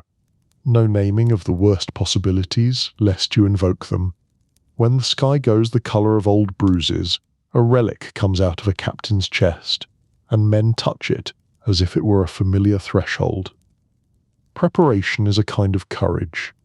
Sheets are led fair, halyards coiled for a quick hand, sea anchors ready, pumps primed, axes set where they can be found in blind panic. A crew practised in small troubles fears great ones less. Their hands move before mouths to shape terror into words. Sometimes deliverance comes in unshowy ways. A shift of wind by a quarter, a vein of slack water by a headland, a patch of brighter cloud that turns out to be the first tear in the sky's hard face. A pilot smells mud where the river meets the sea and finds the channel by nose. A fisherman, seeing strangers flounder at the bar, rows out into teeth-white surf because someone once rowed for him. Survivors talk as if storms had voices. This one argued, that one screamed. A third repeated itself like a drunk old man. Men give them names unfit for church, and remember them by the scars they left in wood and in sleep. After the worst, laughter comes back slowly, and then too loud, which is how grief loosens. The sea keeps no ledger of debts paid or favours owed, only a tide book written in moonlight. Yet those who live by it learn a balance. Work well, praise quickly, store against lean days, mend what can be mended, accept what cannot. They launch again because hunger is patient, because trade is stubborn, because vows ask to be kept, and because there are mornings when the whole horizon looks like pardon. So storms and peril do not end the story. They write their rough chapters, and men and women answer with rope and wit and prayer. A ship that has seen hard weather moves in fair like a veteran among raw recruits, steadier, quieter, grateful. The sea does not remember, but sailors do, and their memory is the harbour where courage makes its home. A ship is only as brave as the hands that steer it, and those hands are only as sure as the way they find. In a world without printed charts for every bay, without signal lights to warn of shoal or reef, the medieval sailor learns to read a book written in wind and water and sky. Navigation is a science kept on shelves. It is a craft braided from memory, keen eyes, and a few stubborn tools that work in darkness as well as day. Along familiar coasts the old way rules. Pilots' men married to a stretch of shore know every headland and hollow, each reef that sleeps at low tide and wakes mean at flood. They speak the coast in names that taste of fear and respect. Dragon's Tooth, Widow's Reach, St. Anne's Spit. A tower half see-through haze marks a safe channel. A stand of pines shaped like a crown confirms a hidden bend. The pilot's finger traces air as if drawing a chart no one else can see, and the helmsman obeys. Depth is questioned with a simple line, a coil of rope, a lump of lead, a smear of tallow pressed into its base, lowered, lifted, red. Sand clings soft as bread, shell scratches, blue clay sticks cold and clean. Each feel speaks a sentence. Anchor here. Keep off. Channel close. Mind the curl. Men call out fathoms in a steady chant, and the deck answers with small shifts, obedient as a horse to heel and rein. But coasting keeps a sailor humble and the world small. Trade pushes outward, pilgrims hurry where no landmarks stand, and weather smothers sight. So men look up. The sky becomes a map no storm can drown. In the north the steadfast star holds its place, polar a pin through heaven's cloth. Measure its height above the rim of sea, and you know how far north your soul has strayed. Watch it wheel slow in the night, and you learn tide and trust. Constellations lend their old company. The Great Bear points a rigid paw. Cassiopeia lounges like a crooked chair. Orion's belt lays a ruler across winter's dark. In the south and east, the Pleiades rise like a scatter of millet, promising season and wind. Lanterns are doused on clear nights, so eyes drink starlight. Men on watch lean against the rail and recite sky lore, the way monks recite psalms, half prayer, half practice, wholly necessary. Then comes the needle, quiet as a thought and twice as stubborn. At first it floats on a chip of wood in a cup, turning and turning until it points with a certainty that makes some cross themselves.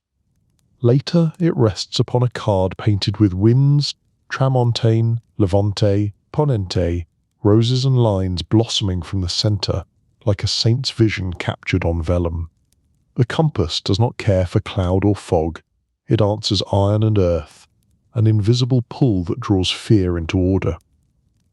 Men mistrust it at first, as they mistrust any miracle that works for friend and sinner alike.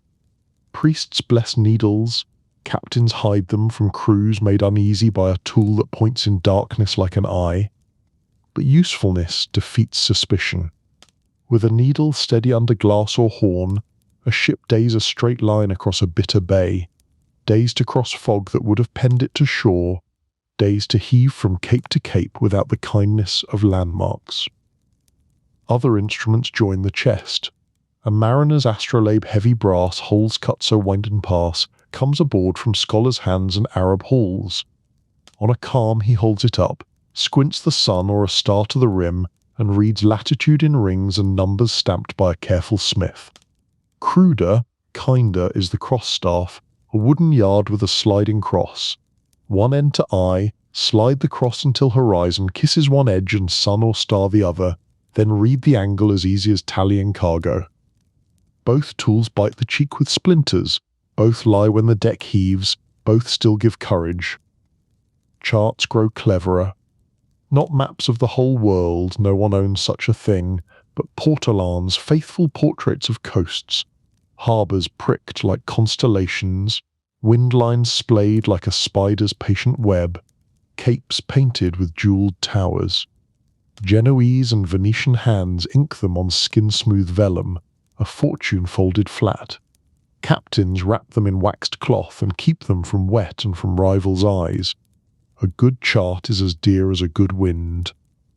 Yet paper and brass serve memory, they do not rule it. Pilots teach apprentices with sing-song lists, ports in order, bridges of tide, stones that never move and sands that always do. Secrets are kept like dowries. A family will keep a channel's quirk for generations. A guild will share to its sons and none other. A stranger asking the wrong question in the wrong tavern may drink alone. All the while the sea insists on its own say.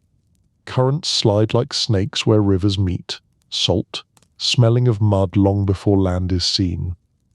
A change in the skin of water, catspaws stippling a patch, a slick mirror beside it, whispers of wind to come or a tide's contrary will. The helmsman reads these as surely as letters, feeling them in the tiller, pressure lightening, then a sudden tug, the ship's head yawing if he lets his attention wander.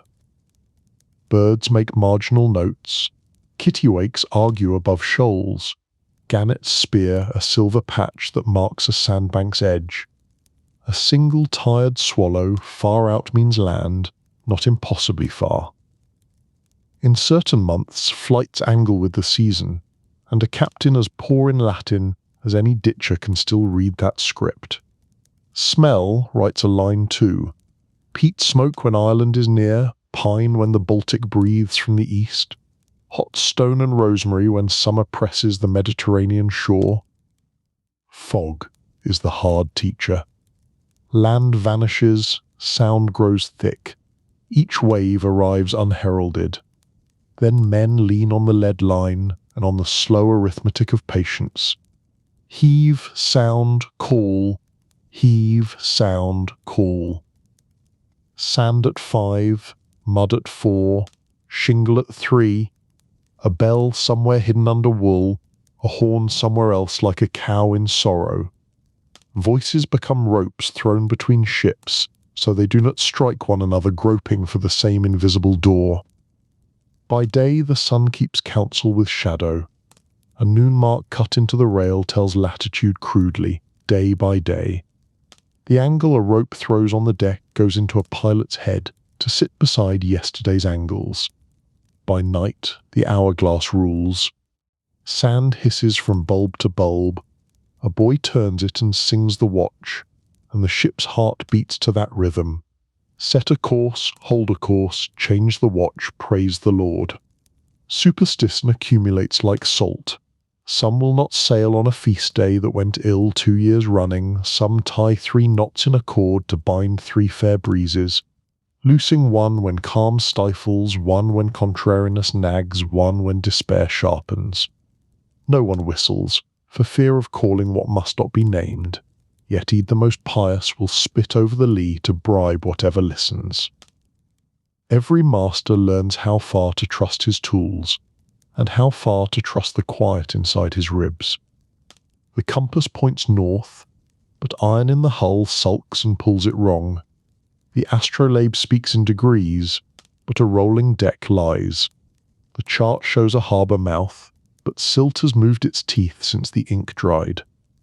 Then the pilot closes his eyes 1 heartbeat and counts the sea's breaths, tastes wind, listens not with ears but with the soles of his feet.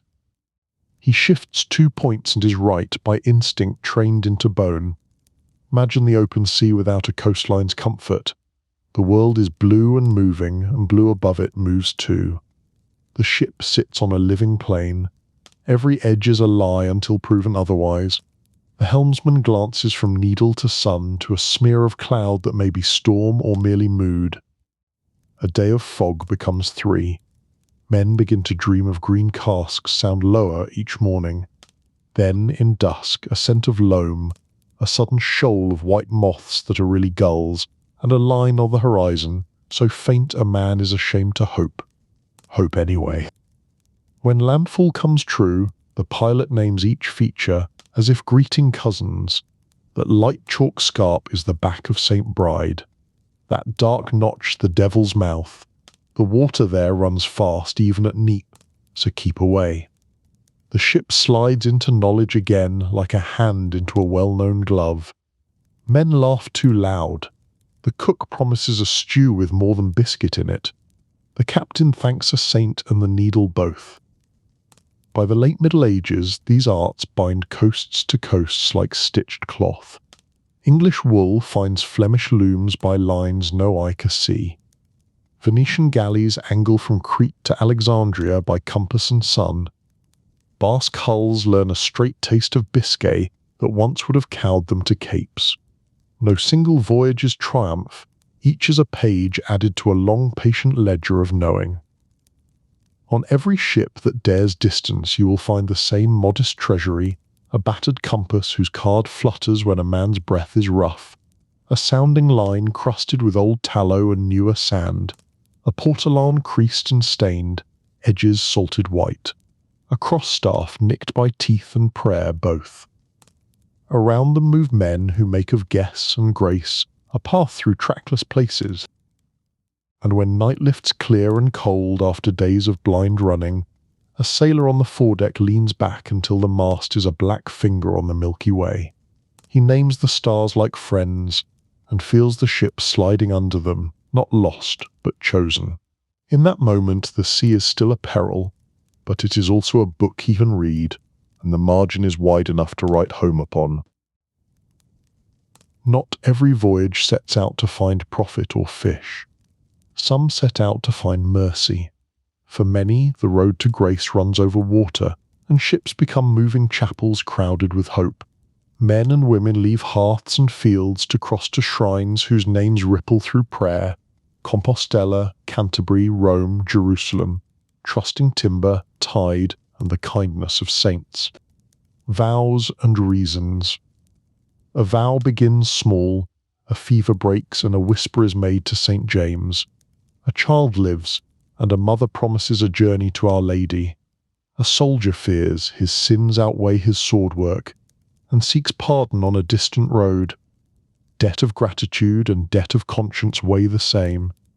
The parish priest names indulgences.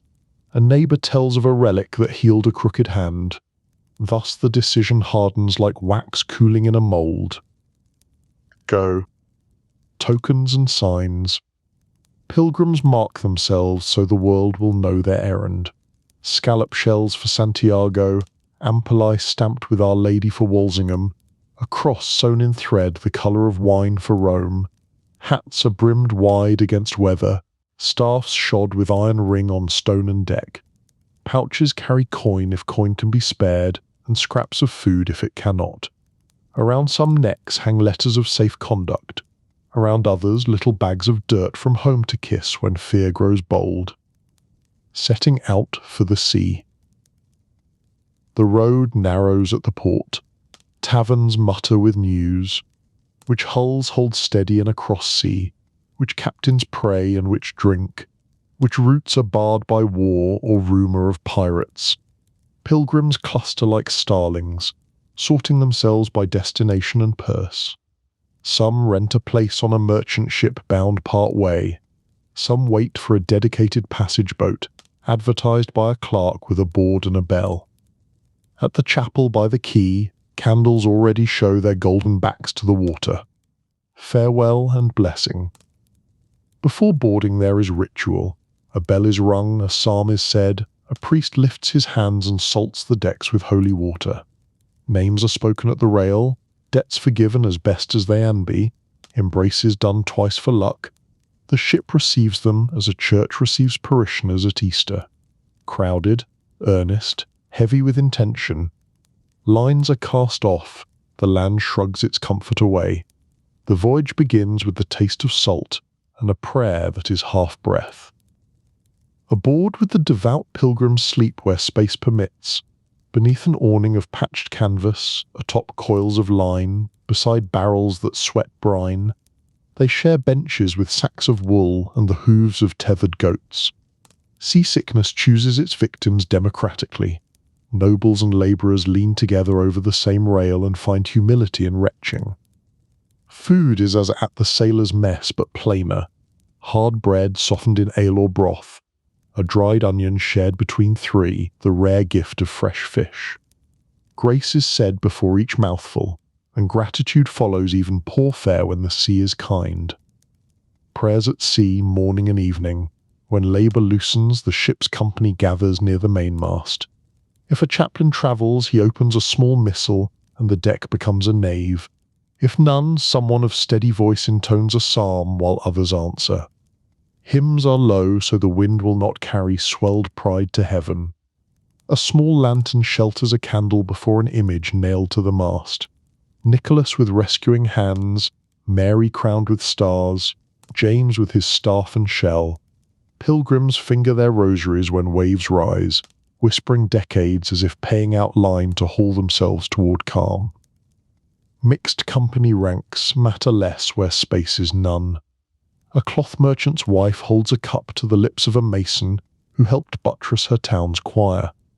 A knight tells stories to a child whose father mends his chausses with sailor's thread.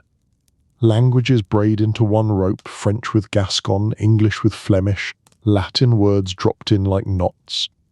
Arguments spark over a corner of tarpaulin, over the order at the mess, over whether dice are decent on a holy errand, but the sea whittles rancour small.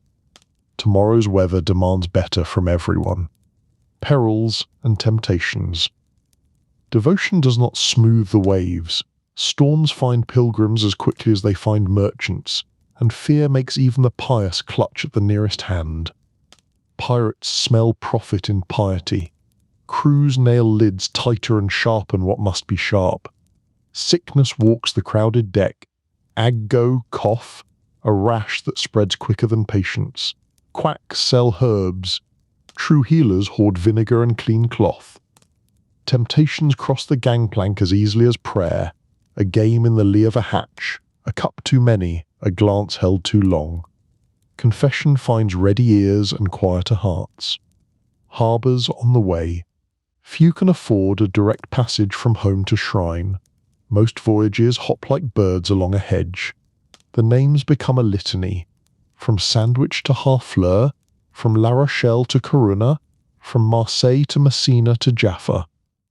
At each port, pilgrims taste another world, spiced stews sold by boys with brass ladles, markets where coral and silk hang like seasons, mosques and synagogues and churches sharing a horizon. Some barter for charms, a scrap of veil, a vial of oil, a pebble someone swears was near a saint's foot. Skeptics laugh, believers tuck them deeper. Guides and contracts beyond the familiar sea. A guide is as necessary as bread. In Mediterranean harbours, officials in long robes write names and fees into careful books. In the north, a guild brother vouches for who may board a ship for St. James. Contracts are witnessed, seals kissed, tithes promised. Some ships demand silence at night, some forbid dice, some insist on a fast every Friday whether the sea rages or rests. The wise sign and obey. The stubborn learn the hard way that discipline keeps a floating parish from becoming a pen. Approach to Holy Port's landfall near a shrine is different from any other. Songs begin unbidden when a tower or scallop-marked arch shows itself through mist. For Compostela, the coastline smells of firs and smoke, and pilgrims talk of the long road that will begin where the sea river ends. For Rome, ships crowd the Tiber and the city's bells stir the water. For Jerusalem, the anchorage at Jaffa is a prayer by itself, for the landing is treacherous, and the road inland stalked by heathen men with honest need and others with knives. Tears come either way of relief, of fear spent, of vow nearly fulfilled. Arrival and alms officials count heads, note deaths and births if any came to term between capstan and keel. Pilgrims kiss ground, yes, even the proud, then wash in basins set out by religious houses that know the traffic of souls. A pilgrim hospital receives the sick, a hostel receives the weary, a priest receives the confessions. Ice has kept cold for weeks.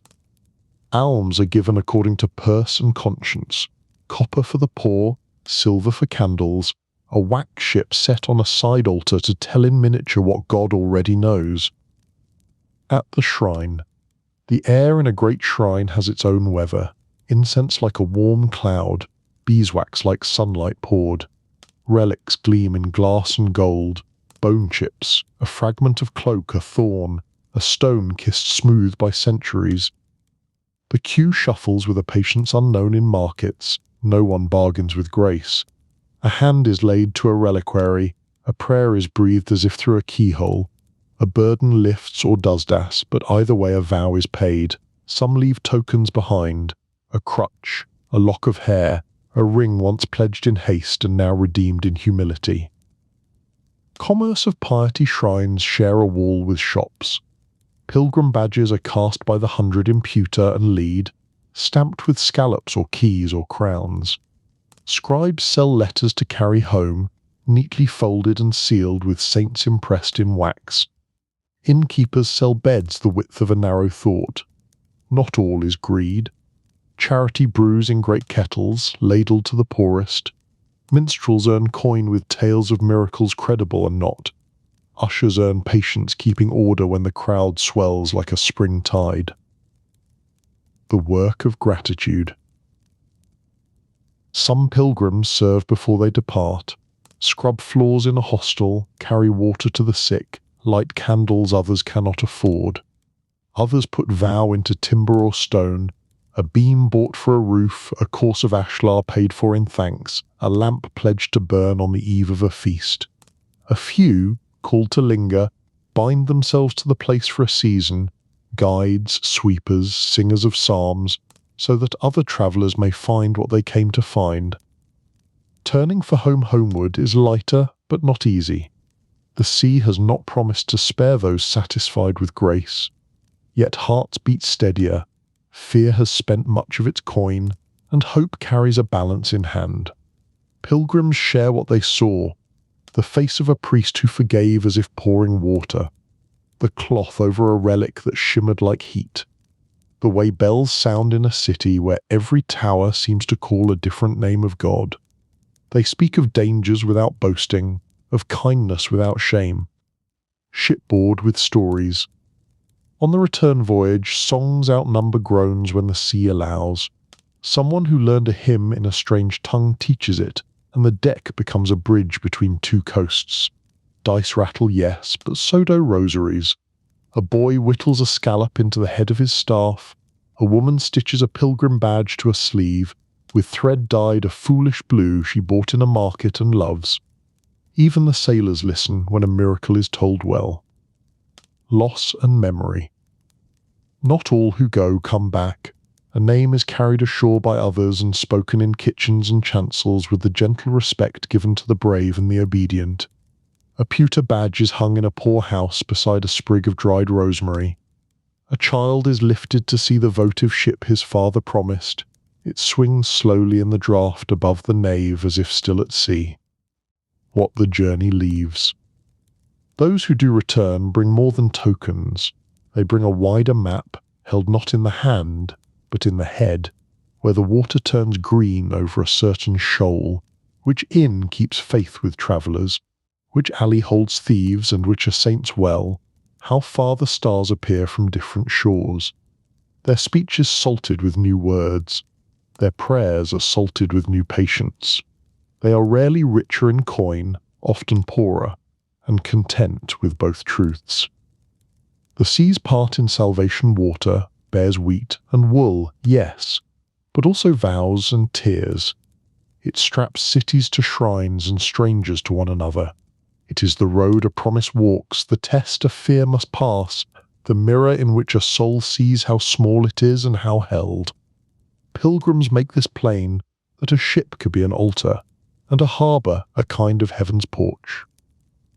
And when at last the pilgrim stands again at the home hearth, shell on hat, staff scuffed shiny, eyes older and kinder, house seems smaller and dearer, the bread sweeter, the parish bell deeper. Stories are told and retold, changed a little each winter like a path beaten truer by steps.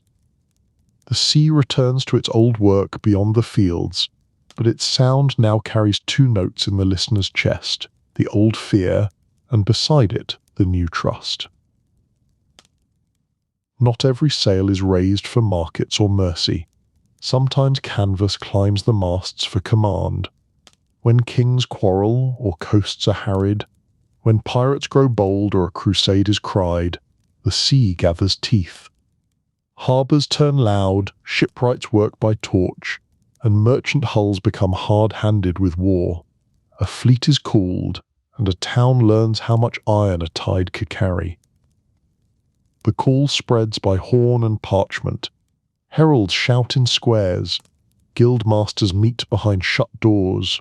Reeves nail notices to wharf posts that already bristle with bills for salt and wool. Lords send writs demanding ships in lieu of horse. Abbeys promise barrels of bread and ale. Fishermen grumble as their stout riverboats are counted and chalked for service. Rumour runs faster than any clerk. An enemy fleet seen at the headland, a pirate nest smoking, a banner lifted in the name of God and King. Shipyards answer first. Cogs are stripped to their bones and dressed anew. Cargo cleared, decks trussed with railings, bulwarks raised, planking doubled where arrows love to bite. Platforms bloom like wooden crowns at bow and stern, good perches for archers and men with crossbows. On leaner hulls a catapult is rigged, or a great windlass readied for heavy bolts. Tar hisses, pitch bubbles, hammers beat the shipwright's psalm. What yesterday bore fish and wool, today learns the weight of mail and quarrel. Blacksmiths work red to white and back again. They forge heads for arrows and jagged hooks for boarding. They draw out long spikes to pin grapnels, strap shields with iron, mend helms, rivet rings in hauberks whose owners swear they still fit. Sparks jump like small stars and die in sawdust. Boys run with water and coal. Men swear by saints whom they also love. The harbour smells of iron and hot fat, of oak smoke and old rope, of money burning its fingers. Soldiers arrive uncertainly, their feet mistrusting planks. Knights in mail with horses left inland, men-at-arms with bills and axes, archers stiff with sheaves of ash and goose feather. They eye the water as if it were a clever enemy already. Sailors eye them back and smirk without meanness. Each knows a language the other must learn by noon. Names are taken, billets assigned, sea chests shoved into corners that will belong to no one by morning. There is blessing before blood. Priests climb gangways, aspergilla dripping. Relics are raised and kissed. Nicholas and Mary are named as if they were captains themselves. Candles gutter in a wind that knows nothing of indulgences. Some ships hammer a coin beneath the mast. Some tie a sprig of green at prow. Some swear to give a portion of prize to a shrine if they come home. The bell at the pier tolls as if measuring courage by strokes. The fleet takes order as a shepherd orders sheep in a narrow pass. A flagship leads, its banners speaking a grammar of colour and shape. Other ships answer with flags and lanterns, night turning every signal to a brief alphabet of flame. Scouts run wide, oars flashing like fish bellies. Deep-bellied cogs hold the centre, heavy with men and bread and arrows. Supply boats keep inside the guard, slow and resigned, like oxus in a soldier's line. Life aboard grows tighter than any market day. Where bales once sat, men squat back to back, knees discovering strangers. Rations taste of salt and duty, hard bread, potted meat, onions, a ladle of ale. A barber finds a corner for his basin, a chaplain finds a board for his missal. A cooper sleeps curled in his largest cask and calls it virtue. Seasickness strikes the proud and leaves them humbler. A joke makes a crew into a company more quickly than a sermon, but both have work. Discipline hardens like frost. A rope's end corrects a slow hand in the shrouds. A captain's eye weighs silence like bread. Watch is constant. Blades are kept from rust. Bows are unstrung until the order is given and then strung, as if the string were a nerve. Quarrels are settled fast, or the bilge will nurse them into monsters. A fleet is a town with no alleys and no fields to walk angrily across. Men learn to forgive or to forget. When battle comes, it rises out of a morning as ordinary as any other. A dark line at the horizon thickens, someone runs the length of the deck shouting the enemy's name. Drum and trumpet wake the blood. Sails are shortened to make room for work. Anchors made ready to drop like iron prayers. Buckets are filled for fire that has not yet started but soon will. Each man finds his post, the way a hand finds a scar. Arrows begin the talk. Sky darkens in spots, then ripples as fletching hums. Crossbows thump, slow and deadly. The big engines cough stones and pots of pitch that fly with a sound like torn cloth. Shields lift, boards splinter. The air fills with feathers and smoke and the pepper bite of burning tar. Men shout to steady their throats. The sea takes what falls and keeps it. Then hooks fly. Grapnels bite rail and rigging, ropes go taut, hulls kiss and grind, ladders bang and catch. The ship becomes a street where there are no doors to slam and no corners to run around. Axes work at lines, knives work at men, poles shove and pikes bite. An archer drops his bow and draws a dagger because the distance has changed its mind. A sailor cuts the enemy's halyard and shouts as if he had slain a dragon. Noise drowns prayer, then becomes prayer by excess. Fire is coward and king both. A jar of pitch breaks, and the blaze walks uphill as if it had business there. Sails go from wind-white to devil orange in a breath. Tar boils, men throw wet cloth and words at once. Some fleets keep fire ships, a hull loaded with tinder and ill will, set alight and loosed to drift down upon a knot of the enemy. Wise captains fear their own weapon and give it room as if it were a saint with a temper. Water judges quickly. A wounded ship lists and shows her ribs. The crew heaves spare spars, screens a breach with any plank that remembers how to float. Pumps thud. Men bail with helmets and hats. Someone laughs because he has forgotten how not to. If the order comes to cut free, ropes are hacked and the two fighting decks drift apart, each astonished to still exist. Sometimes they do not. Victory is tidy. Captured ships are stripped of gear and glory. Prisoners are counted and tied. The dead are given to water with a psalm and a stare. Wounded men are laid where air could find them. Vinegar and linen do their best. Old enemies hold cups to new enemies' mouths without remark. Spoils are tallied by clerks whose hands shake slower than their hearts. A town will feast. A chapel will grow heavier with silver. A widow will learn a new address for her grief. Not all musters chase banners. Many hunt thieves. Pirates grow where law thins fast galleys with hard oars. Men who know every creek and sell mercy dear. Patrol fleets prowl headlands and straits. Days of empty water broken by one short, brutal sprint. When the pirate is taken, the gallows is built as publicly as a market stall, and a burned hull smokes like a sermon. Trade breathes again for a season. Between fights, the fleet is a floating school. Soldiers learn where not to stand when a boom swings. Sailors learn to keep their heads when horn and drum make land noise out of sea. A captain who listens to a pilot is a rich man. A pilot who listens to a captain keeps his teeth. Songs are forged that will travel farther than any ship. Verses about a lucky shot, a broken rudder mended with a saint's name, a cook who fought with a laddard and won the day in memory, if fought in fact. Wind and hunger fight the king's plans as boldly as any enemy. A contrary breeze holds a whole policy by the throat. A sprung mast rewrites a treaty. Bread moulds, water sours. Courage runs lean if storms sit on the horizon for a week and do nothing but thick. Then, suddenly, a breath from the right quarter, a bell, a pointing arm, and men remember why they came. Homecoming breaks the hardness. Sails go down, anchors thunder. Harbours fill with voices that have learned new edges. Banners are ragged and therefore beautiful. Children stare at patches of strange cloth on patched hulls, colours from ports they will learn to name in schoolboy boast.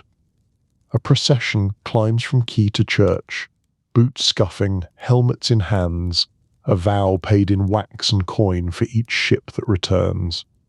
Bells take up the story, and ring it until the town has heard itself be brave.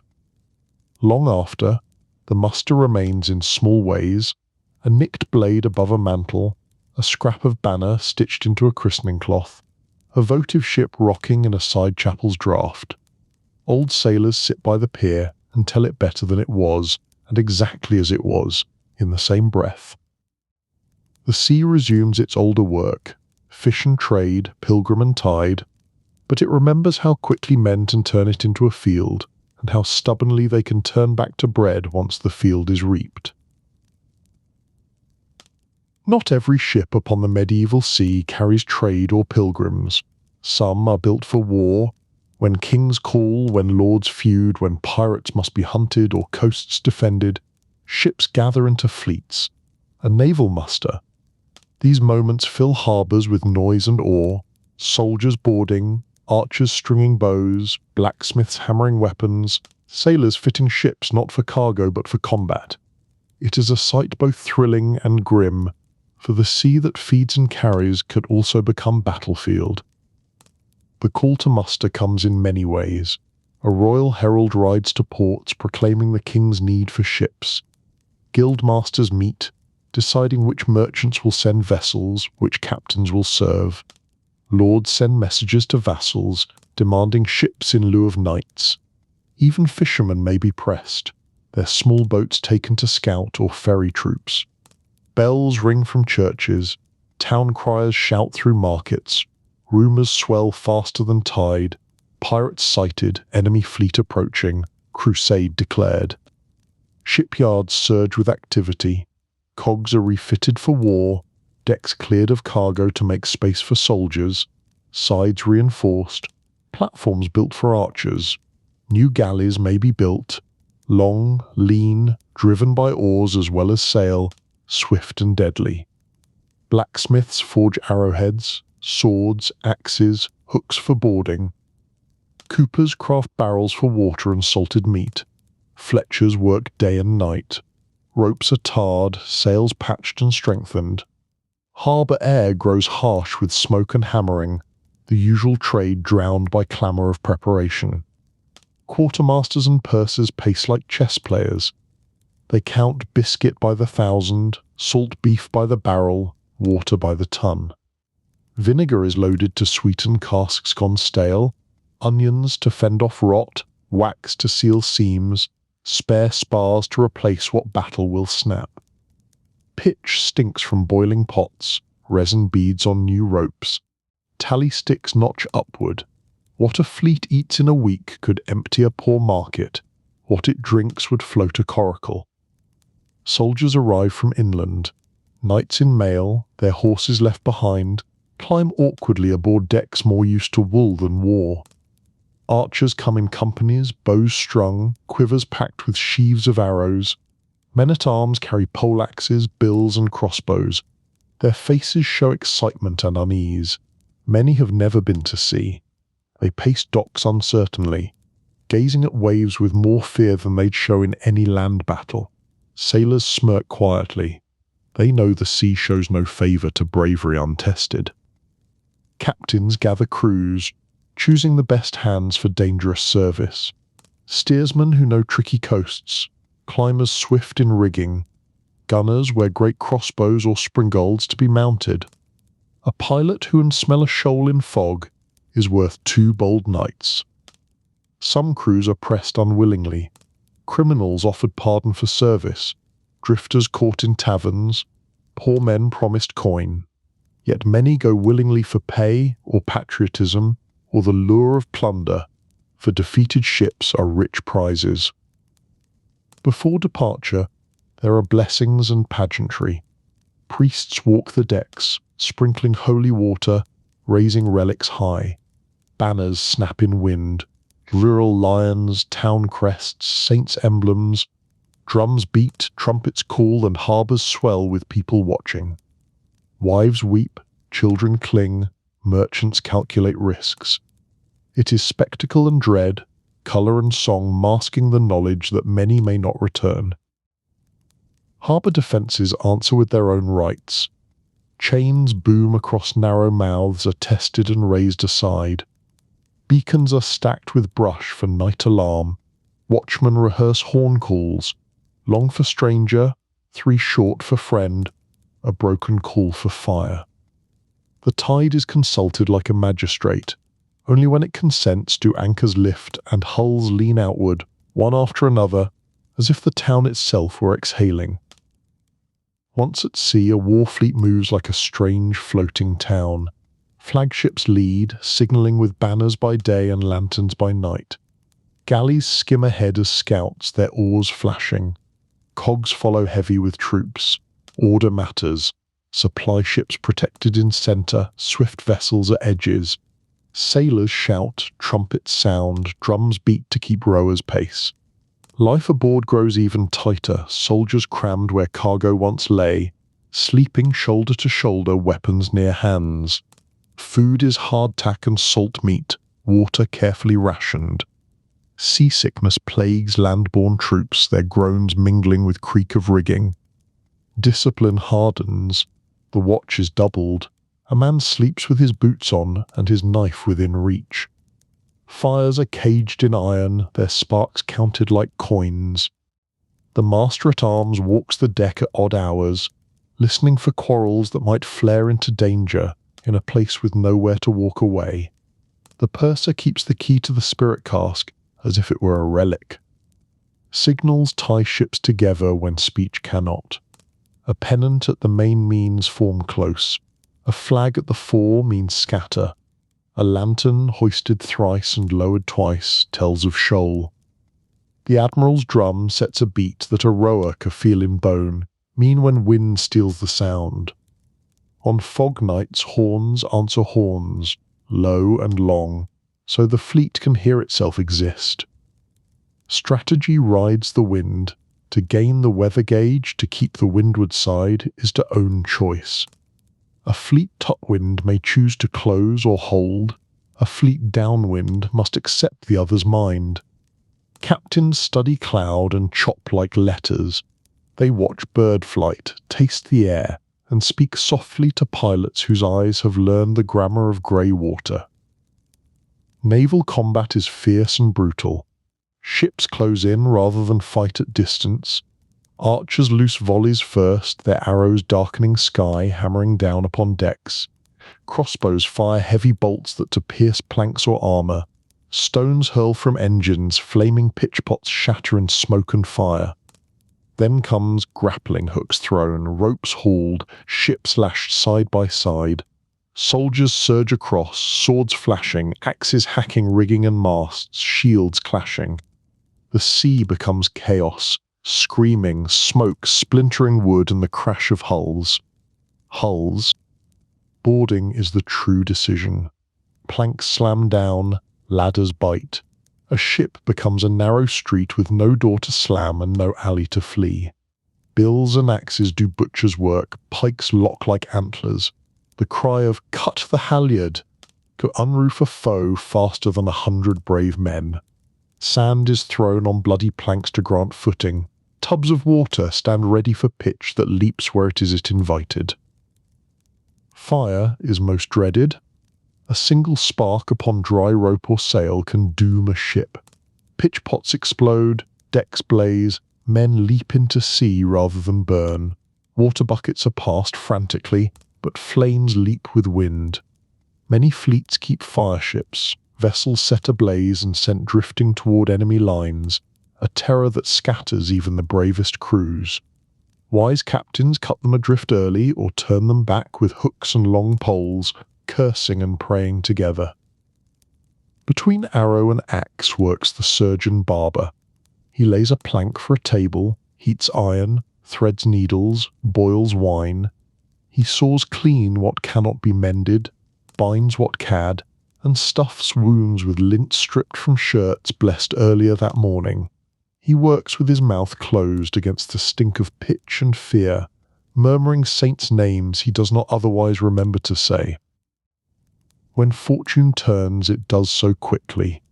A mast goes by the board, a rudder jams, a captain falls, a rope fouls, a foot that should have taken one more step. A prize crew leaps aboard a taken cog and cuts her free. The victors cheer and then fall instantly silent to count their own. Defeat is silence too, but heavier. The sea keeps names impartially. Victory is savage. Captured ships are stripped of cargo and weapons, survivors taken for ransom or sold as slaves if fortune is cruel. Losers sink or burn, their dead claimed by waves. Ports celebrate when fleets return, but harbours also receive news of loss. Widows made, sons never home. Bells ring for both triumph and mourning. Law follows in the wake. Prize courts, some no more than a table in a guild hall, some solemn under vaulted stone, decide who owns what was taken. The crown's tenth, the admiral's share, the crew's portions, the merchant's complaint. Oaths are sworn over salt and steel. Quarrels born in smoke are ended in ink, though not always cleanly. Not all naval musters are war. Some chase pirates, who prey upon merchants with swift galleys and merciless speed. Towns band together to fund patrol ships. Kings send fleets to clear coasts. These voyages are long, dull hunts broken by sudden skirmish, swift and bloody. Pirate ships, once caught, are burned in harbours as warning. Their crews hung from piers, grim spectacle meant to keep trade safe. Blockades are wars of patience. A fleet sits across a harbour mouth like a gate set upon water. Lanterns pace the dark, boats whisper, signals climb and fall. Inside, prices rise and tempers shorten. Outside, bread grows mouldy and spirits thin. A single night wind may decide a season, slip in, slip out, or pin to starve. Between fights, craft demands its due. Sails are unbent and mended, seams are paid with oakum and hot pitch, hulls are fothered with greased cloth to stanch a weeping wound. Men scrape weed and barnacle from planks at low tide, cursing the sea's habit of giving food to what is his food. A fleet that neglects its small work will not live to meet the large. Fellowship forms despite iron. Sailors teach soldiers to duck a boom and read a squall line. Soldiers share how to hold a shield on a deck that will not keep still. Chaplains bless both, then carry buckets like any man when flame finds a rope. Songs are minted, verses about a cook who brained a corsair with a ladle, a pilot who threaded a night passage by the smell of peat smoke, an archer who shot the halyard and brought a saint to weep with laughter. Storms interrupt kings as boldly as enemies do. A contrary wind turns strategy to drift. Rain rots bowstrings. Cold claws through mail and skin alike. Days to vanish into grey sameness, no foe, oh wet and waiting. Then, as sudden as a bell, a clear rim opens in cloud. A breeze remembers its manners, and flags flower from masts as if a garden had decided to sail. Homecoming has its own ceremony. Banners tattered, hulls patched with timber of wrong colour from foreign quays, the fleet creeps in on a tide that knows all their names. Quayside crowds surge, boys count arrow holes, girls note scars and decide who has grown handsomer for them. Processions climb from quay to church, boots scuffing, helms bare, votive ships carried on poles, candles promised, long ago paid in wax and coin. The town hears itself brave and keeps the sound. Aftermath settles into objects. A nicked blade above a mantle, a scrap of ensign sewn into a child's christening cap, a rosary made from beads traded in some port where a man learned he would live. In chapels, painted tablets show ships in storm saved by holy hands. Beside them hang tablets that do not show men saved, only remembered. Markets return to wool and wine, but the talk will always widen when someone says, "in the muster." The naval muster reminds all that the sea is not only trade route or pilgrim's path, but battlefield. It shows how kingdoms project power, how ports defend themselves, how sailors and soldiers alike stake lives upon waves. Yet it also shows resilience, men and women turning wood and rope into weapons when needed, trusting to skill, courage, and faith against chaos.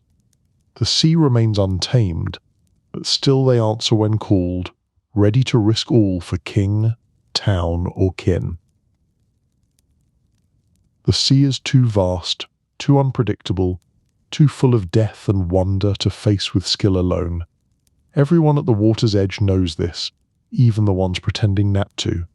Ropes and planks and clever hands will take you admirably far, right up to the place where a wave taller than your house asks whether you've brought anything else, at which point luck, fate, and the divine are invited aboard without checking references. Mariners live in a ticket of faith, prayers, charms, blessings, stories. None buoyant, all indispensable. A boy steps on a pier and is handed rules immediately. Never whistle. The wind is vain and comes when called, and not always politely. Don't sail on the feast that sank your uncle's boat. Calendars remember.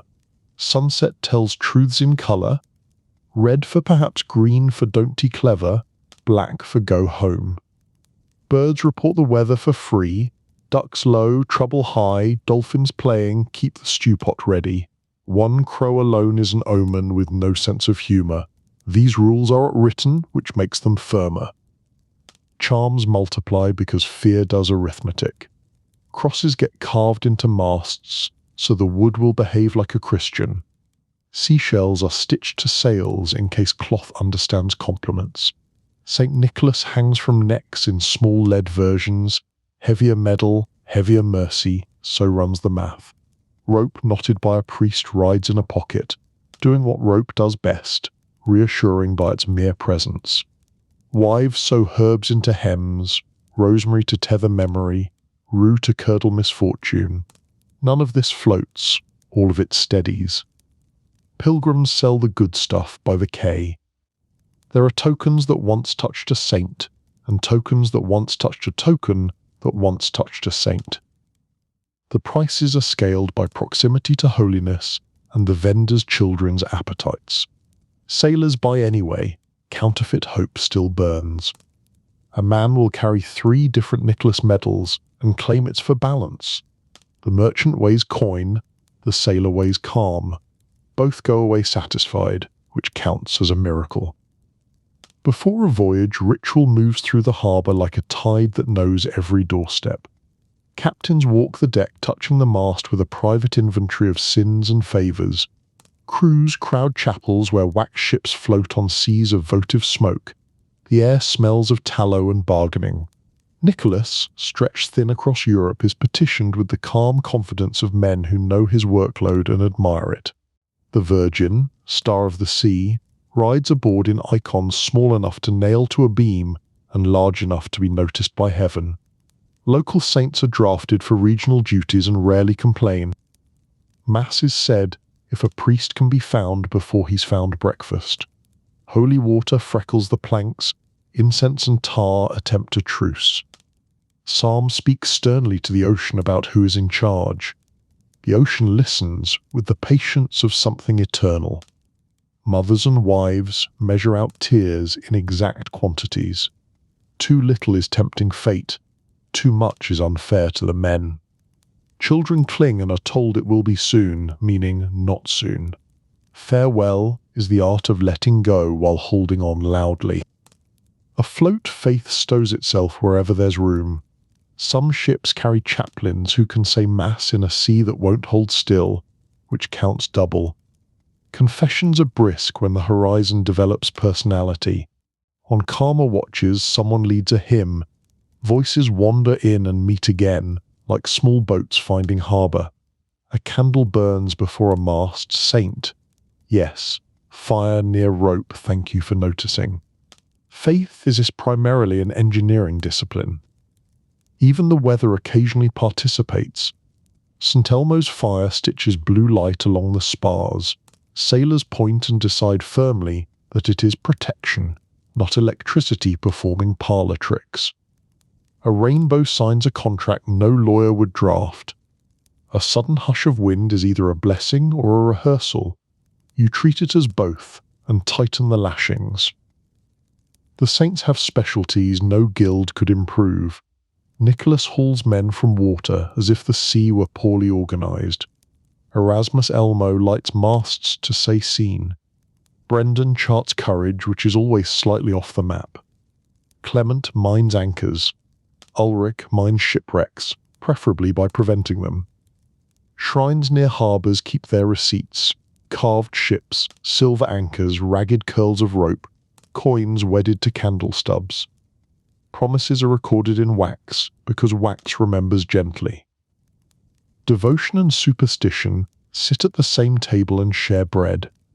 Hair and nails are left alone at sea. The waves have opinions on grooming. Dolphins get greetings. Sharks get theology. Women aboard are called bad luck by men whose luck wears aprons and mend nets. Figureheads argue the point continuously and in silence. The wind is addressed as sir or madam depending on temperament. Storms are cursed and immediately apologised to, diplomacy, but with clouds. There is of course commerce in piety. A captain pledges a candle as tall as a man if spared. On return, a thrifty cousin is sent to measure the shortest man in town. The saints do not audit, but they notice. Votive tablets bloom in chapels, painted ships tossed like toys, a saint's hand large as mercy holding them up. Names are written in shaky letters by people who have learned how brief a name may be. Death is a regular visitor and a solemn professional. The body is sewn into sailcloth. The last stitch passes through the nose to ensure all business is concluded. A stone is tied at the feet. Prayers are said. Bells toll if bells are available. Failing bells, voices reach for a tone that feels like brass. The sea accepts with ceremony of its own. No speech, own gravity. In port, candles multiply. Masses are commissioned. and stories are told carefully so they don't break. Chapel walls grow crowded with little ships that mean thank you and we remember in the same small language. Homecoming rehearses joy as liturgy. Men go barefoot to shrines because gratitude prefers discomfort to eloquence. Wives hang ribbons on saints they negotiated with in the dark. Children parade medals not originally theirs. The feast that follows is half Thanksgiving, half inventory. Who returned, who didn't, and how to set places next time. No one says miracle, everyone behaves as if one has occurred. Faith seeps into carpentry and provisioning. Nets are sprinkled in spring, boats are blessed, which is excellent for morale and pitch adhesion. The blacksmith crosses tongs before drawing sparks. Coopers finish a barrel with a whispered enough. The rope maker ties the last splice and breathes on it like a prayer. Sailors claim they to tell who made a line by the way it listens in a gale. You may suspect exaggeration. The rope does not. In every port a small economy blooms around the anxious. There are candles sized by outcome. Safe crossing, quick crossing, contrite crossing. There are medals for storms, for pirates, for customs officials. There is a man who swears he sells pieces of the true sail. The bishop coughs. Business continues. A shrewd buyer acquires 3 trinkets from different saints, not because heaven competes, but because sailors hedge. Doctrine and deck talk are introduced carefully. A theologian might explain providence. A boatswain replies that providence tightens knots better after a hymn. No one argues long storms cut debates short.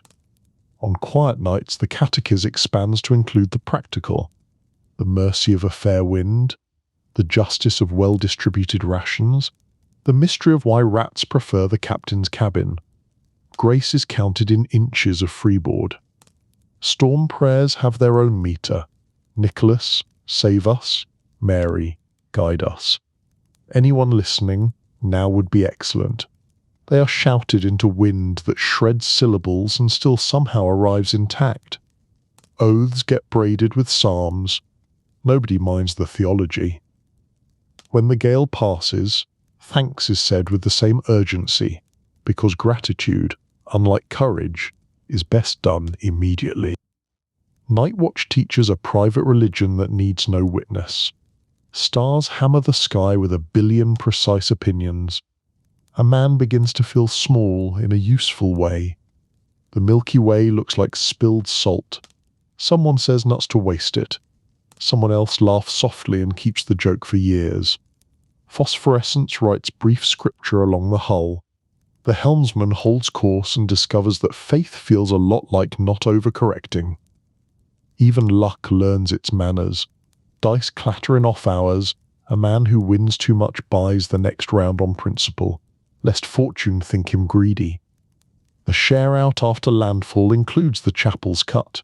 Nobody calls it a tax. A captain who forgets his vow acquires a leaky seam he can't locate until he remembers the candle and lights it. The leak, of course, stops for reasons that will satisfy neither carpenter nor skeptic, which is precisely the point. Children learn all this as naturally as breathing. They recite winds as if they were cousins, learn to spit twice and cross once, and to spot a false relic at 10 paces, unless they are buying it for their father, in which case charity overrides discernment. Their first night aboard is a ceremony. Their first storm is a catechism. Their first safe return is a creed. When plague or war keeps ships on their moorings, faith idles uneasily. Chapels are full, harbours are quiet, nets dry like folded hands. Then a cautious voyage creeps out, muttering apologies to saints and weather both. Another follows.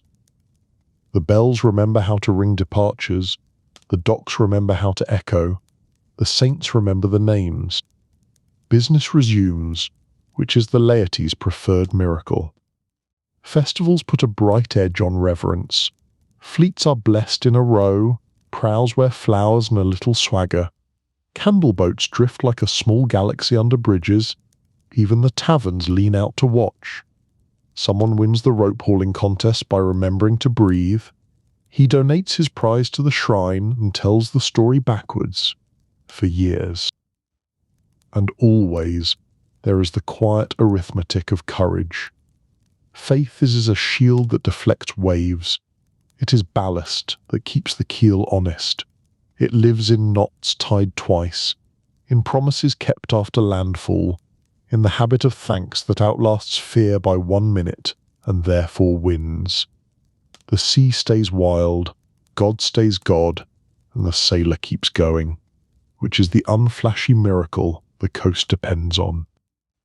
So call it superstition if you need to. Sailors will nod and keep their medals. Call it devotion, they will nod and keep their knives sharp. On decks that move and under skies that don't, the mariner's faith is tool and tail, compass and company, weight enough in the right place to carry hope across water that never once promised to be kind. Stand at the edge of a medieval harbour after the day has put its noise away, and you'll see how the sea runs the place without ever bothering to hold office. Gulls turn the volume down, sails relax into the kind of slouch only canvas may manage, and tar and salt linger because nobody invited them to leave. Out beyond the bay, the horizon keeps its usual secret. Ships still move out there, fishing boats sneaking home, cogs with ambitions, pilgrim craft negotiating with God, because the sea, tireless manager, never clocks out. To locals, the ocean isn't background, it's the headmaster with a long memory. It requires skill from shipwright and sailor, and accepts late work in storms with penalties. It stitches hamlets to cities, marches grain to other people's tables, and redistributes wool, wine, salt and timber like a taxman with a boat. It brings relics and spices, merchants' ledgers and kings' problems, cleverly introducing neighbours who weren't sure they wanted to meet. Humility comes complimentary. Ships vanish between two Ave Marias. Pirates emerge from fog like auditors. Illness practices crowd control. Families keep watch on cliffs, translating grey water into maybes until the eyes quit. The sea's gifts come with teeth. Everybody learns to smile carefully. The result is it despair, but that sturdy style of hope that wears boots and doesn't explain itself. Faith ties itself to every rope. Sailors kiss amulets and then climb anyway, which is the point. Hymns face lightning with admirable optimism. On shore, candles argue with wind and occasionally win a case. A safe return is noted as miracle. A loss receives ritual and names spoken properly. Chapel walls acquire painted storms with helpful saints in the margins because memory likes illustrations, and bells toll for both the drowned and the still travelling, equitable to a fault. Commerce, meanwhile, converts water into roads and conversation into invoices. English wool turns up in Flemish looms pretending it planned the trip. Gascon wine discovers London is very thirsty. Baltic timber keeps cathedrals honest about physics. Markets thicken, coins develop personalities, and cities look surprised at their own prosperity. Pilgrims borrow the same lanes for reasons that don't balance books, and kings rehearse their grievances on piers large enough to hold a speech. The sea multitasks: market, highway, battlefield, chapel, 4 hats, 1 tide. Listen, and the place has a soundboard. Shipyards rasp like forests reconsidered, ropes creak in complete sentences, waves keep a very old metronome, merchants and minstrels audition for each other, prayers braid themselves into the fatigue and stay there. The air is a stew-pitch, salt fish spice smoke, sweat served hot and without apology. The wind is agreeable when flattered, and educational when ignored. Standing inside all this, one life shrinks to correct proportions, which is oddly comforting. Wonder insists on a seat. A fisherman who never loses sight of his bay, knows his tide, shakes hands with shores he'll never see. A pilgrim, under foreign constellations, discovers smallness and enlargement can be the same event. A merchant holds pepper or silk, and realizes the map has always been bigger than the family story allowed. Even the hop to the next port expands the mind 2 sizes, which is frankly untidy but useful. The harbour keeps its cast of minor saints and practical sinners. A rope marker knots distances by habit and calls it wisdom. No one argues. A cooper listens to drying staves like a doctor with better patience. A scribe inventories cargo until ink believes in ships. A widow rents a room over a lane that smells of fish and ambition. Children learn the difference between bell for storm and bell for grace, an exam with no retakes. Light behaves itself when asked politely. Lanterns bloom along the quays like a cautious constellation. Stars file their ancient paperwork overhead. A watchman leans on a pike, practicing the art of noticing nothing until it matters. Far out, a masthead lamp swings its small opinion against a very large dark, and somehow that's enough. The tide lifts hulls with the same patience it uses on moons and men. Memory here is a physical object. Nets remember hands, keels remember reefs, a knife handle keeps the story of a sturgeon that wasn't modest. The pier knows the names of boots it has held, and the tavern beam counts the seasons by the notch of a lucky crew's returns. Even the wind has a filing system. Salt for homeward, iron for weather, clove for the ship that came late and paid early. There are lessons, of course office hours posted nowhere. Plan carefully. The sea applauds preparation with fewer surprises. Work hard, it notices. Pray humbly, it doesn't mind being asked. Step out anyway. Certainty is decorative and breaks in transit. Risk buys connection wholesale and throws in meaning for free. The sea, being a mirror with waves, reflects life as generous, dangerous, beautiful, and allergic to control. The city takes notes. Guild halls raise roofs paid for in tides. Hospitals warm their halls with whale oil somebody risked too much to render. Cloisters copy maps into brighter guesses. Courts argue salvage with passion and precedent, and then quietly split the difference. Everyone pretend this is normal, which astonishingly makes it so. War passes through like weather with banners. The harbour becomes choreography, drums, signals, platforms for archers, a brand new respect for the virtues of water. Men take sea legs or fail spectacularly. Either way the fleet departs. It returns lighter in certain names, heavier in stories, and the quay learns a few more kinds of silence. And the small lives persist, which is the whole trick. A baker sets dough by a window that smells of tar and cinnamon, and says nothing profound. A girl counts masts instead of sheep. A boy learns 3 knots and 1 prayer and decides both will do. A cat edits the dock rat's reviews are mixed. These are the stitches that keep the larger cloth from unravelling. Even the dead are busy. Names ride on votive boards, masses carry them like discreet ferries. A bell speaks exactly enough times. A widow's candle lists a little and refuses to go out. The sea accepts the body, and not being cruel so much as thorough, keeps the secret.